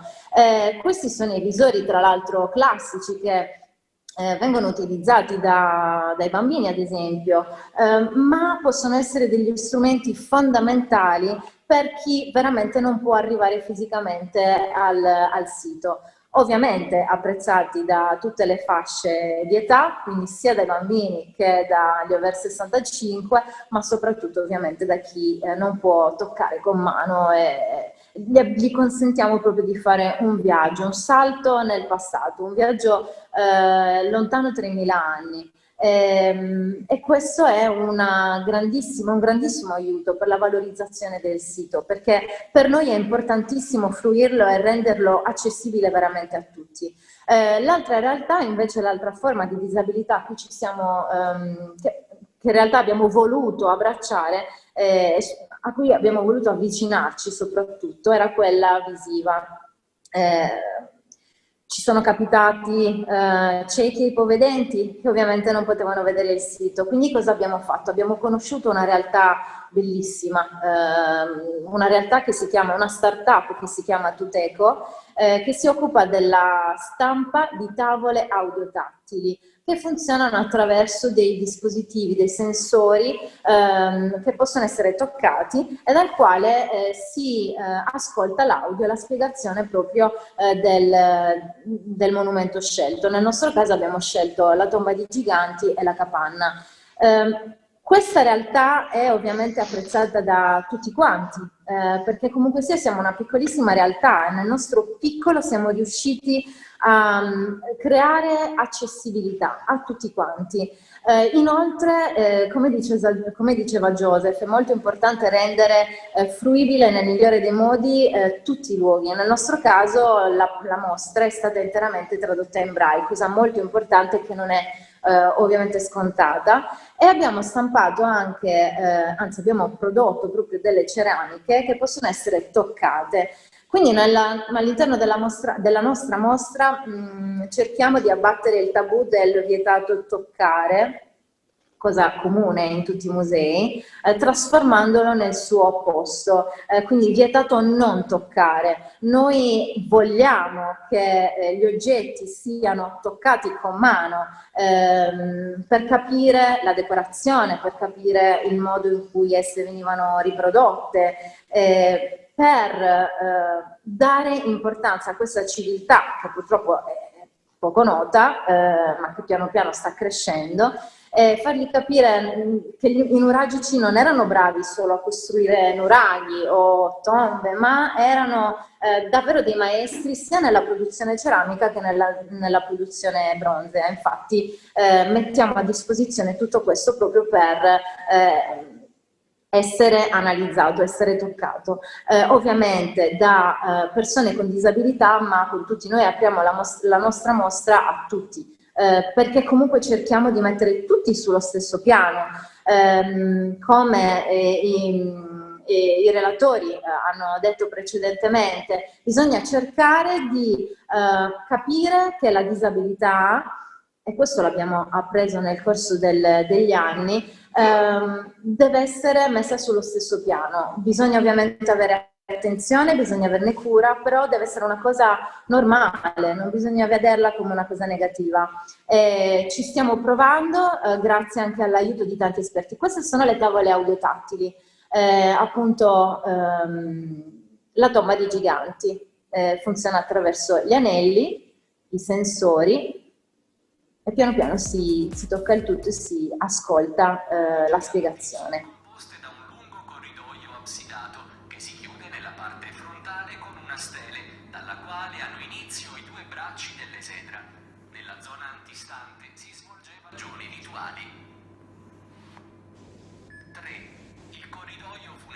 Ospitava i defunti. La tomba dei giganti di Lubrandali è una delle poche che ha restituito vasi in ceramica e spilloni in bronzo che chiudevano il sudario nel quale i defunti venivano probabilmente avvolti. Ecco, l'esempio di queste tavole audiotattili. Ti faccio una domanda che viene da uno dei nostri ascoltatori. Quanto è costato il progetto? È una cosa accessibile? Allora, è costato, ovviamente bisogna avere delle risorse, noi avevamo il finanziamento della regione, quello che posso consigliare, ovviamente non posso parlare di cifre, posso consigliare ovviamente di rivolgersi alla Tuteco. Non è accessibilissimo, ma è normale che questi dispositivi così innovativi che hanno uno studio grandissimo alle spalle abbiano un costo relativamente alto, ecco. Bottonati Alessia, forza, dici una fascia almeno, costa 300 euro, 3.000? No, supera i 3.000. Oh, va bene, via. Sì, però... valore, soprattutto per gli operatori che devono costruire un'ipotesi di prodotto, quindi sono tutte tecnologie interessanti, il prodotto è fatto molto bene, però ci serve anche per dare un messaggio chiaro. Allora, le tavole audiotattili superano i 3.000 ovviamente, l'una, e anche i visori in 3D comunque hanno un costo abbastanza elevato, c'è tutto uno studio dietro particolare.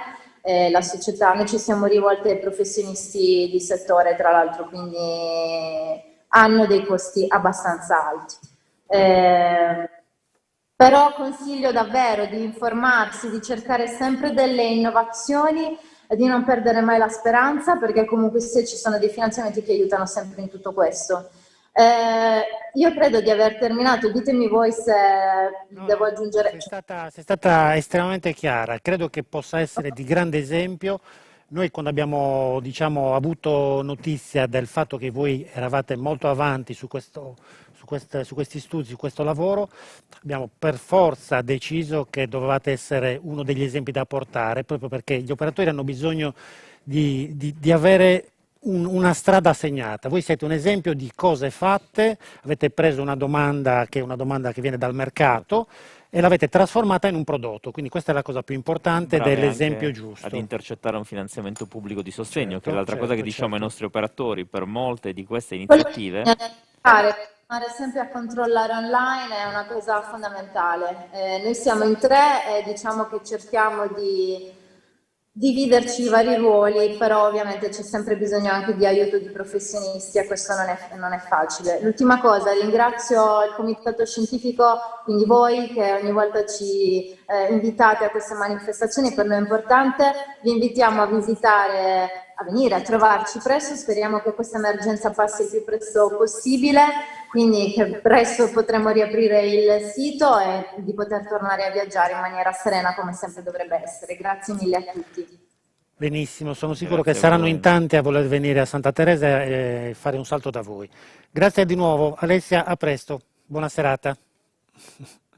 Allora, Antonio, direi che possiamo dare la linea ai nostri 2 guastatori. Robert e Gianluigi, ci affidiamo a voi. Eccoci. Allora, Eccoci qua. Vedo anche Sandro Usai che sorride alla parola guastatori, quindi vi conosce.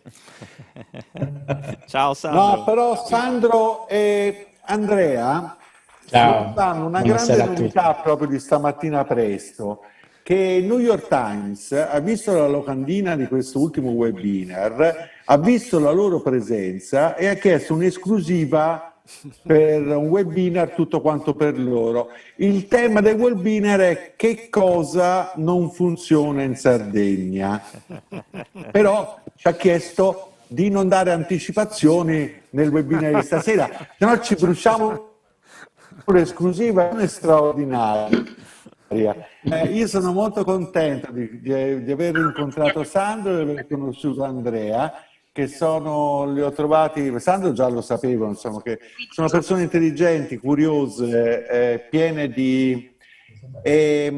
con Gianluigi ci siamo detti, proviamo a ognuno dei 2 fare un 2 o 3 minuti di presentazione, però dopo abbiamo poi un momento in cui parleremo di Muretti a secco, di come le parole contano e quindi riprendiamo Palombella Rossa e speriamo di poter dare con Andrea degli utili suggerimenti anche e soprattutto sul digitale. Gianluigi, sì, fai la valletta. Eccomi, sembriamo a Sanremo. Ci sarà anche dopo Festival dove chiediamo alle persone di fare domande, perché l'interazione è molto importante. Sono molto contento di parlare con Sandro e Andrea perché appunto ci sono parecchi argomenti caldi da discutere. Mi ha molto impressionato la suggestione, diciamo, detta da Gianfranco all'inizio sulla sostenibilità, sulla parola sostenibilità e quindi il turismo sostenibile, che di fatto è una questione di rispetto verso l'ambiente, rispetto soprattutto verso le persone. Quindi partiamo da anche smontare un po' di elementi di narrazione, diciamo, consueta e passiamo subito la parola prima a Sandro, si presenta e ci fa già qualche considerazione interessante. Prego Sandro. Grazie a tutti gli amici che incontro stasera, siete tanti, meravigliosi, quindi è un'opportunità anche di raccontare un po' l'esperienza che si fa guardando il mondo, non più quando sei in piedi, ma lo fai seduto in una carrozzina, quindi cambia un po' la prospettiva, cambiano anche a volte i modi come si deve considerare la vita. Tenuto conto che la vita può proseguire in carrozzina, l'abbiamo vista prima, ti puoi divertire tanto e chiaramente soprattutto quando sei circondato dall'affetto di tutti. Io sono in carrozzina dal 2001, 20 maggio, che ho avuto un incidente aereo, per cui mi ha lasciato questa paraplegia permanente. In quel periodo lavoravo con il gruppo Zuncheddu all'Unione Sarda, poi che ho lasciato nel 2004 e poi ho deciso di intraprendere la strada dell'imprenditore. Quindi mi sono dedicato chiaramente a mettere in atto tutte quelle cose che mi piacevano, la tecnologia, il digitale, la comunicazione digitale e poi quello che è possibile con quelle competenze, con quello slancio e quella passione anche non venir meno all'impegno civico di migliorare la qualità della vita dei disabili, perché quando ci sei dentro lo capisci bene. La sostenibilità è una parola importante, è come la resilienza, la usano tutti, poi no? E poi alla fine finisce che non si capisce più di cosa si sta parlando. Io posso dirvi che è stato un momento difficile, però circondato da tante persone, poi si affronta tutto. E io l'ho potuto affrontare e oggi sono qui a raccontarlo anche con voi, con questo spirito che Robert conosce bene, anche a volte un po' guerriero, no? Come è successo qualche tempo fa in un'esperienza che abbiamo avuto insieme. Non bisogna mollare perché purtroppo non tutti hanno la cultura della sostenibilità. Era un'esperienza in Australia però, Sandro, se ti ricordi bene, no? Sì, all'uscita di Pula. No, eravamo a Melbourne. Eravamo a Melbourne. Devi far finta che non esista la Sardegna oggi. È all'uscita di Pula, guarda, senza fare troppi nomi. Sandro, è anche Bolsonaro. Magari anche lì è Australia. Un piccolo... sì, magari Australia, sì, fiscalmente. Ecco, e questo è un tema interessante che tratteremo sempre durante il webinar in esclusiva per il New York Times. Sì, lì faremo anche i nomi. Certo, nome e cognomi naturalmente.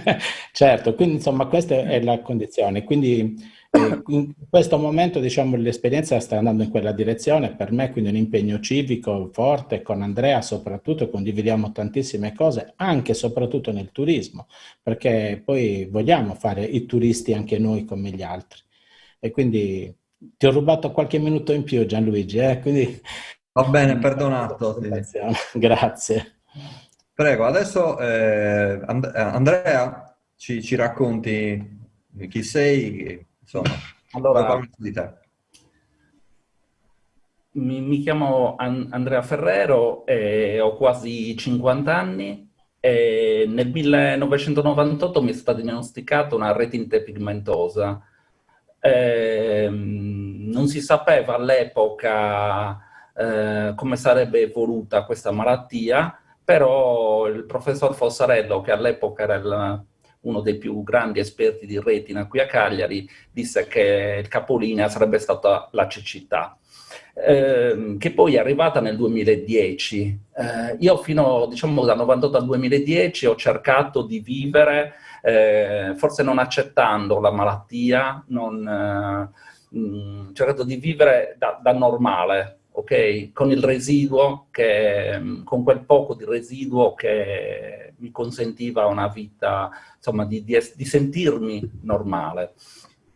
Però nel 2010 non si è più potuto andare avanti, ho dovuto fare i conti con la malattia, utilizzare, insomma, anche per usare il computer, il telefono, le sintesi vocali, muovermi, ho perso un po' di autonomia, quindi muovermi con l'accompagnatore. All'epoca non accettavo neanche il famoso bastone bianco.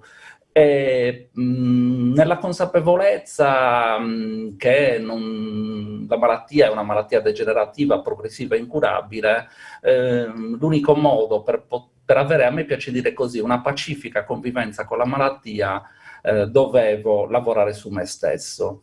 E quindi dal 2010 è nato in me questo bisogno e questa esigenza di raccontare, di raccontarmi, di poter aiutare le persone, tra virgolette, normali, anche a capire cos'era questa disabilità visiva.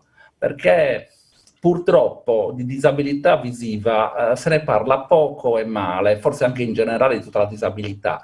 Però quella visiva molto spesso è sempre il mostro che in prima pagina, quando fa delle cose un po' strane, allora è quello è un falso cieco, e esempi li abbiamo sui giornali sempre. Poi magari si scopre che quello, poverino, è un cieco vero, però viene ormai tutta, insomma, viene, passatemi la parolaccia, sputanato sui giornali, e dopo non è che dicono ci siamo sbagliati, magari c'è un trafiletto. Quindi è nato così il mio impegno civile, il mio impegno come quello di Sandro, appunto per cercare un pochettino di buttare delle piccole gocce in questo mare, dove, perché si è sentita proprio l'esigenza di poter raccontare la propria disabilità, anche perché se tu non ti racconti, anche se tu non ti apri agli altri, ecco, credo che sarà molto difficile che gli altri ti possano aiutare. Ecco, questo è un po' quello che c'è nel mio, come si può dire, ciò che mi spinge ad andare avanti, a partecipare a bellissimi incontri come questo di oggi. Grazie Andrea, grazie infinite. Lo riprendiamo subito dopo con una cosa molto tecnica, perché ieri quando abbiamo parlato, Andrea, ci hai raccontato anche un po' di suggerimenti che possiamo dare anche a chi ci ascolta per rendere, abbattere, ora ne parliamo Sandro, il muretti a secco, diciamo, abbattere quelle barriere con cui quel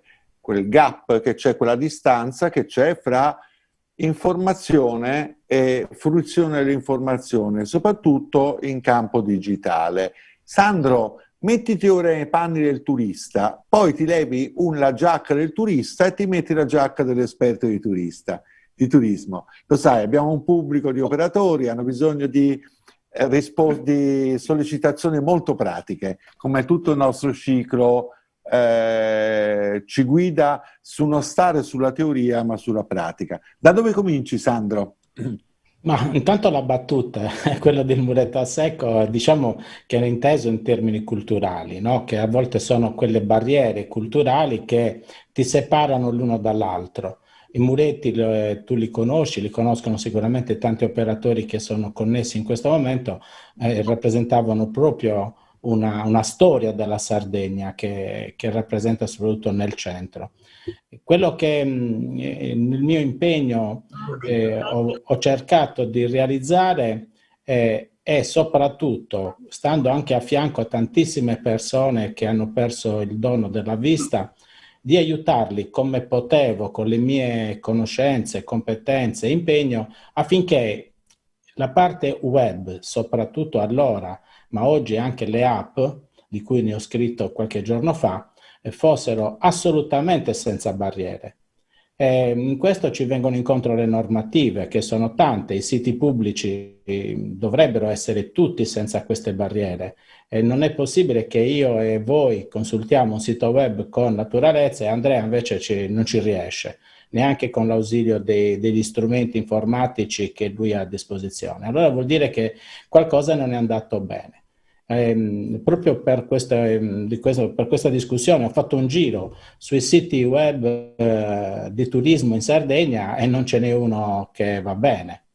Non ce n'è uno che va bene, non voglio fare nomi perché altrimenti faccio i buoni e cattivi, ma qui mi sembra che i cattivi... No, anche perché abbiamo Sandro, abbiamo l'esclusiva al New York Times, che te la vuoi appunto, quindi quella la diamo tutta lì. Quindi diciamo che è un aspetto importante. Sicuramente si vede che mancano di cura nella tecnologia. Poi la seconda cosa, visto che comunque siamo un target, come è stato detto oggi, interessante anche di pubblico, di turisti che possono andare in giro e fare i turisti come gli altri, e poi c'è un altro aspetto, che è sempre nella accessibilità e nell'usabilità dei siti web, ad esempio, che scrivono male, cioè scrivono proprio male in italiano. E quindi per chi va a leggere è terribile. Quando ti metti le cuffiette come io adesso e interpreto senza problemi quello che ci stiamo dicendo, e vedete che quando vi mettete le cuffiette collegate a un sintetizzatore vocale, se voi avete scritto male, una persona non vedente ha una difficoltà enorme a seguire quello che il sintetizzatore legge. Allora ci sono delle tecniche, delle pratiche che bisogna mettere in atto e farebbero bene a tenerne conto gli operatori turistici, anche per dimostrare che sono attenti e sensibili perché anche quel pubblico non venga trascurato e non gli sollevi quel muretto a secco che separa gli uni dagli altri. Quindi questo è un elemento culturale. Scusa se ti interrompo, ti volevo chiedere, sono diciamo strutture complesse da gestire? No. Stiamo parlando anche a chi ha un bed and breakfast, un hotel, un ristorante? Assolutamente nessuna difficoltà, devi solo conoscere che devi realizzare un sito con quelle modalità, per cui ce ne sono tanti che li rispettano e tanti invece che proprio non neanche il problema si mettono. E se non se lo mette il pubblico il problema, pensa se lo mettono i privati. I privati tanto meno ancora, che hanno cioè avrebbero lo stesso obbligo, ma poi non lo potrebbero fare o non lo fanno. Quindi questo è per i siti web. Nelle app poi c'è proprio la savana, perché è inutile che ti fai un'app che poi questa app già c'è una certa difficoltà, diciamo, a navigarla, e poi non la consenti ai disabili della vista. E io spero che in questo si veda l'impegno civile della nostra regione anche per questa nuova app che stanno facendo, che non devono assolutamente tralasciare questo aspetto. Sarebbe una cosa grave per la Sardegna. È sempre una regione della bellissima isola sì, cioè lì Spariana, vicino, esatto, lì vicino. Esatto. Gianluigi. Ottimi spunti. Al di là del grande valore che ha l'esempio, l'ispirazione che deve dare il pubblico, secondo me ci deve essere anche un minimo, ritornando al discorso del rispetto, di coscienza collettiva. Un po' faccio un mea culpa, l'ho fatto anche ieri con voi, nel senso che anche io che scrivo nelle mie piattaforme, quindi nei blog, su Facebook, sui miei canali, e quindi presumo possa essere esteso anche ai piccoli medi operatori, ho poca attenzione, per esempio, nel utilizzare il testo alternativo nelle foto, nel descrivere una foto nel contenuto al di là di quello che è il contenuto testuale. E mi sento ancora più a disagio perché io spesso utilizzo dei linguaggi di contrasto, cioè la foto in contrasto con il testo, e quindi quelle persone che non ci vedono o comunque non vedono bene non possono capire quello che io voglio esprimere. Quindi mi sto privando comunque di un'interazione che probabilmente è anche un prezioso contributo. Quindi ecco, passo la palla ad Andrea proprio per capire, puoi darmi anche due schiaffi, non lo so, vedi tu. Aspetta, una cosa che... Avrei tante cose da dire, spero di non essere, insomma, come dire, di dirle chiaramente. La prima è che, come hai detto tu, nell'immaginario collettivo, se non funziona per Sandro un ascensore, la gente si indigna. Se un sito internet non è accessibile per una persona che non vede, ti dicono, vabbè dai, trovi qualcuno che ti aiuta. Ora, se io devo visitare il mio sito della banca e volessi fare un regalo e non farlo sapere a nessuno, che ne so, ad una mia amica, ecco, devo fare quell'operazione in autonomia. Io credo che l'accessibilità non esista, cioè non è un problema. Il problema è fare un sito bene o un sito male. Esistono delle normative, delle linee guida sia a livello nazionale che a livello internazionale che devono essere seguite, quindi non è che dobbiamo inventare niente, però succede che alle volte chi sviluppa questi siti si dimentica di queste linee guida e quindi magari fa delle cose che, mamma mia, come mettere per esempio fare un file PDF scansione sul sito, mettere banalmente dei contrasti brutti, non so come si possa dire, però magari testo piccolo, con un corpo piccolo, con un grigetto su sfondo giallino, ecco, io sfido chiunque a riuscire a leggerlo bene, perché poi diciamo, l'accessibilità è una questione anche di buon senso, secondo me. Quindi ecco, le fotografie magari vanno anche col testo alternativo. Io volevo salutare Luca e Danilo, che si è visto forse nel video Radio X perché io li ho intervistati a Radio X insieme ad Andrea Mameli quando sono venuti in Sardegna, quindi li avevamo conosciuti così molto bene. Però quei video, magari, se fossero nel sito loro, magari metterci un'audiodescrizione, oppure un sottotitolo, perché magari chi non sente può così capire di che cosa si tratta.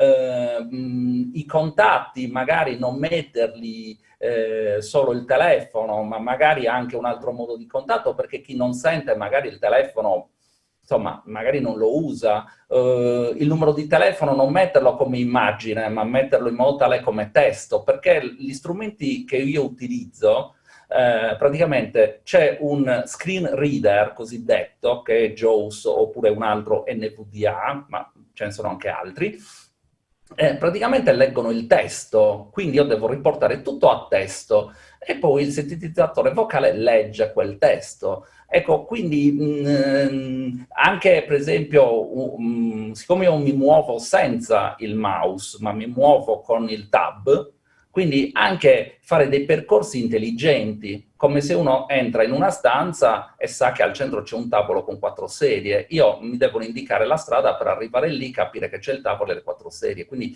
ecco che è importante che chi sviluppa il software, il sito o l'app, tenga presente sempre che ci sono queste linee guida sull'accessibilità, e poi potrebbe anche fare una cosa che, diciamo, banale, ma non viene mai utilizzata molto, cioè coinvolgere le persone con disabilità nel percorso di creazione del sito, dell'app, coinvolgere persone che ne so, che non vedono, che non sentono, che vedono poco, daltonici.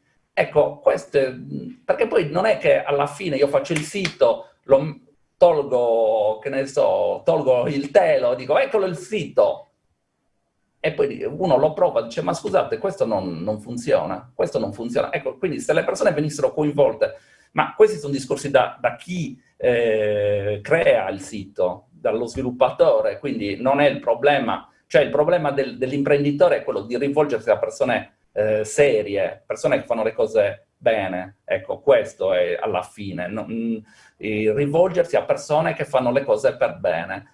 E poi credo che se le cose sono fatte bene sono sicuramente accessibili.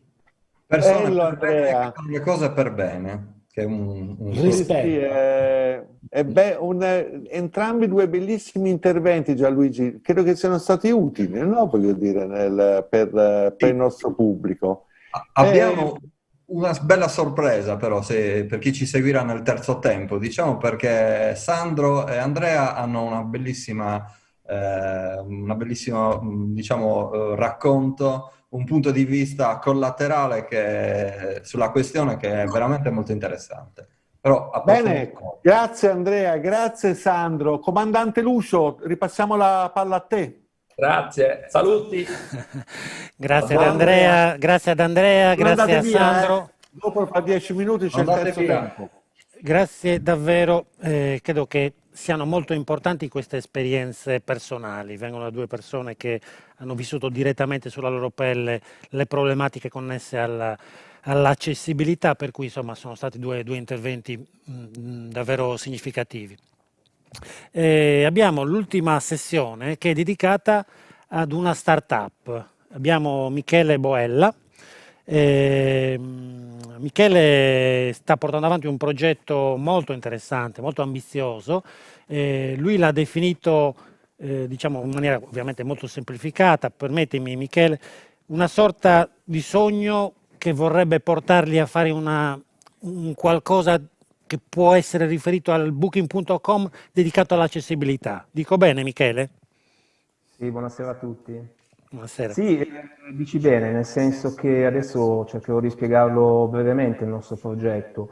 Parto però dalla genesi del progetto, cioè il progetto si chiama Travel, quindi viaggiare senza limiti, ed è un progetto che nasce da un tavolo che si è creato nel primo lockdown, dove 4 aziende si incontrano, 4 aziende molto verticali, con competenze particolari, quindi cito i miei soci, quindi Bandiera Lilla è una cooperativa sociale che si occupa di dare a quei comuni che hanno dimostrato una determinata sensibilità rispetto alle tematiche dell'accessibilità, dare loro appunto un riconoscimento, questa bandiera lilla, quindi un soggetto con competenze verticali nel trattare proprio le esigenze specifiche del settore.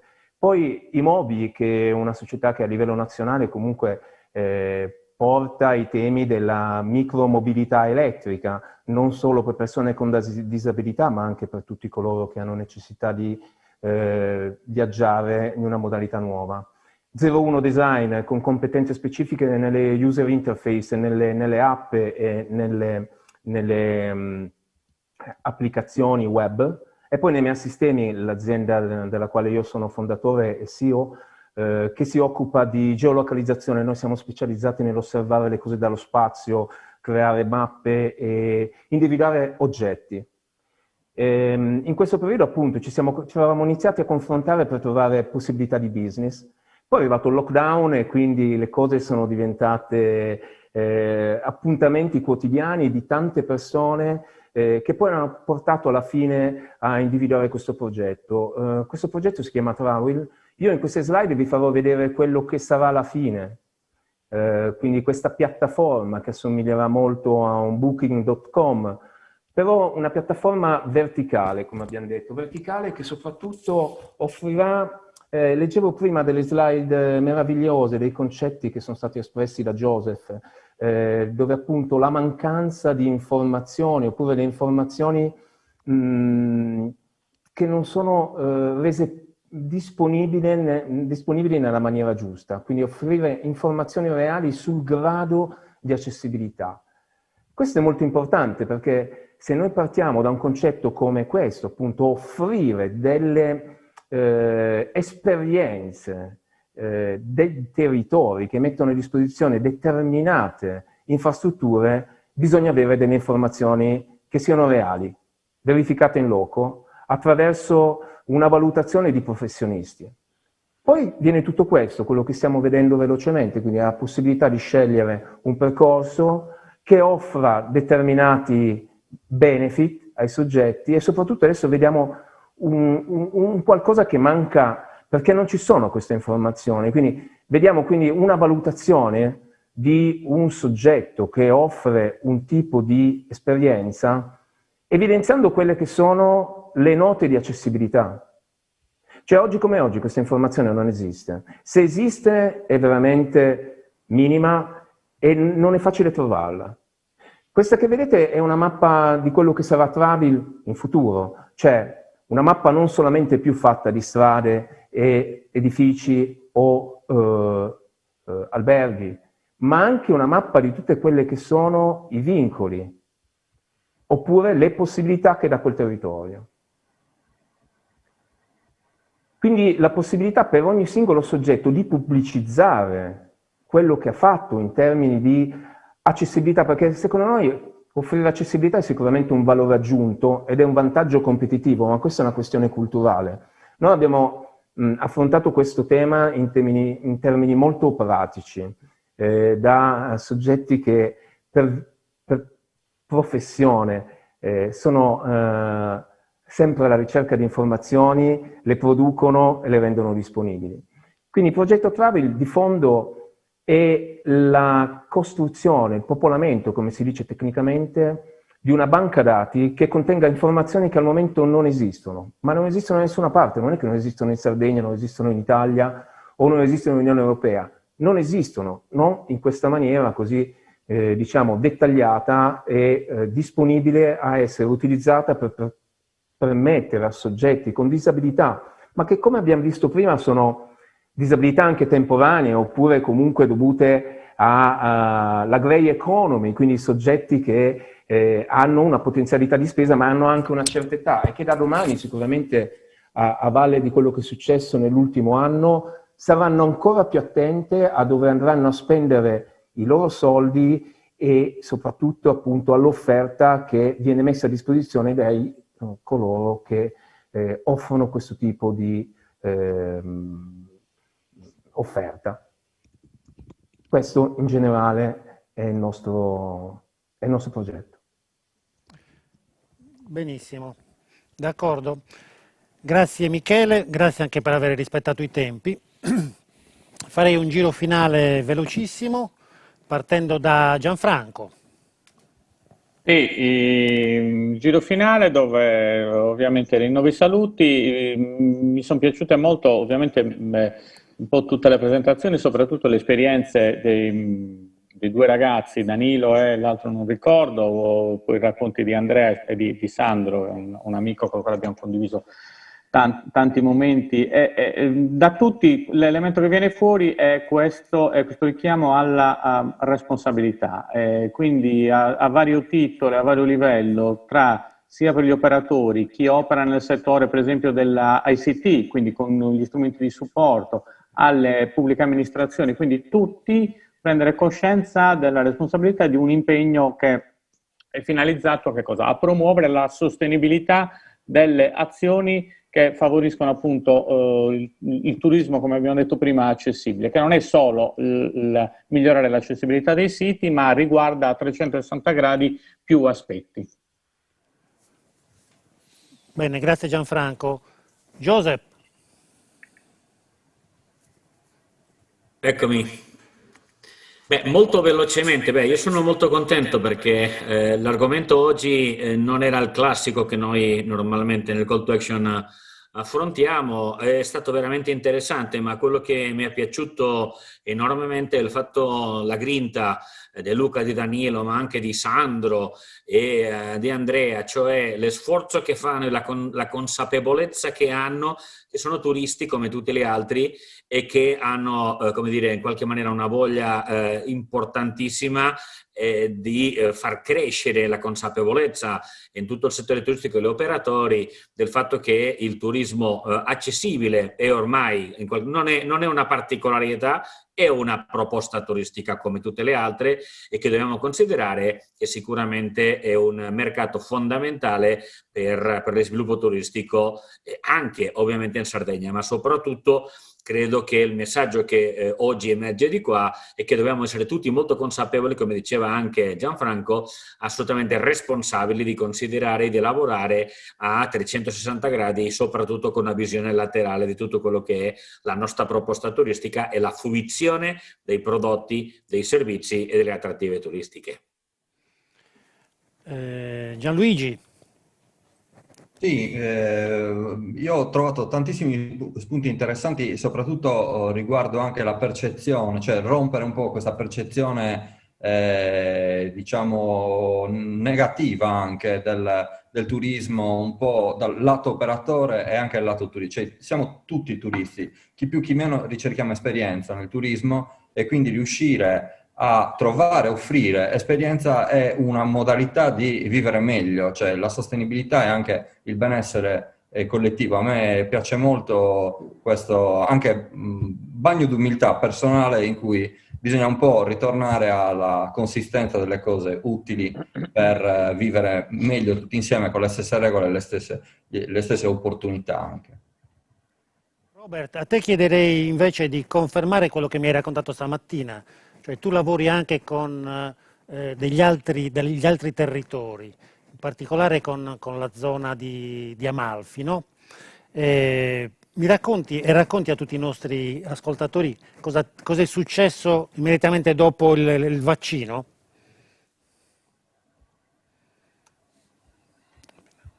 Voce. E il microfono spento. Un'altra volta mi ha spento il microfono.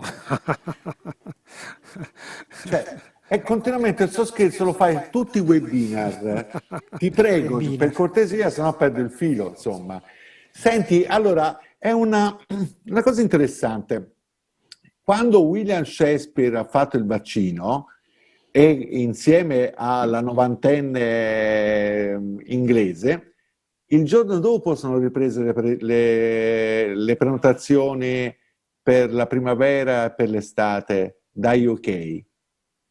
Questo è talmente semplice da capire la voglia che c'è di ricominciare, insomma, a viaggiare. È un segnale positivo, insomma, che racconteremo fra l'altro nel webinar con Sandro e Andrea che faremo in esclusiva per il New York Times la settimana prossima. Potremmo anche trattarlo questo argomento, insomma. Assolutamente. Speriamo di avere occasione l'anno prossimo di riprendere l'argomento, perché credo che sia... non ho visto tanti webinar dedicati ai bisogni speciali e alle disabilità, per cui credo che un appuntamento come questo dobbiamo assolutamente provare a ripeterlo per il 2021. Le conclusioni al professor Usai.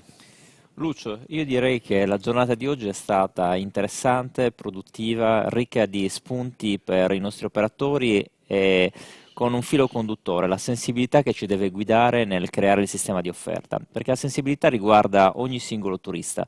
Ogni turista ha delle esigenze, qualcuno ha delle esigenze speciali che riguardano la voglia di vivere ancora più approfonditamente la nostra destinazione e tutte le destinazioni. E allora su questo ci stiamo interrogando, ci siamo interrogati oggi, abbiamo avuto tante risposte, tante altre ne dobbiamo ancora dare, molto belle le testimonianze che ci hanno dato i nostri amici, e allora da lì ripartiamo, come hai detto tu, per un prossimo appuntamento, però con una consapevolezza che stiamo dando dei segnali importanti perché questa destinazione, la destinazione Sardegna, possa essere sempre più competitiva e magari, perché no, candidarci anche per il futuro ad essere la destinazione più sostenibile. Generalmente decliniamo la sostenibilità come sostenibilità ambientale, e allora candidiamoci a diventare la più sostenibile perché è aperta a tutto il mondo e a tutte le esigenze di tutti coloro che ci conoscono, che ci potranno conoscere e che ci vorranno visitare anche per questa nostra sensibilità, che matureremo sempre di più. E i nostri amici in tutto questo potranno dare una grande mano a noi, che ce ne occuperemo magari in altri contesti,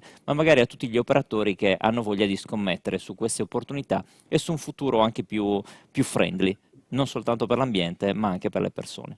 Quindi Lucio, grande successo anche oggi, grazie a te. Bene, perché questo sforzo grandissimo, il call to action, è prevalentemente merito tuo e siamo contenti, io personalmente, ma interpreto anche il sentimento del comitato scientifico e tutti i collaboratori nell'aver condiviso con te questi temi importanti, con l'augurio che non rimangano soltanto nel video o sulla carta, ma che possano essere realmente applicati. Grazie Lucio. Ma sono io che ringrazio voi, ringrazio Maria Assunta, Manuela, la regia, naturalmente la Regione e tutti i relatori che abbiamo avuto in questi 5 webinar. Speriamo di poterci rivedere all'inizio del 2021 e intanto ne approfitto per fare a tutti dei carissimi auguri di buone feste. Buona serata a tutti e grazie ancora. Grazie a tutti.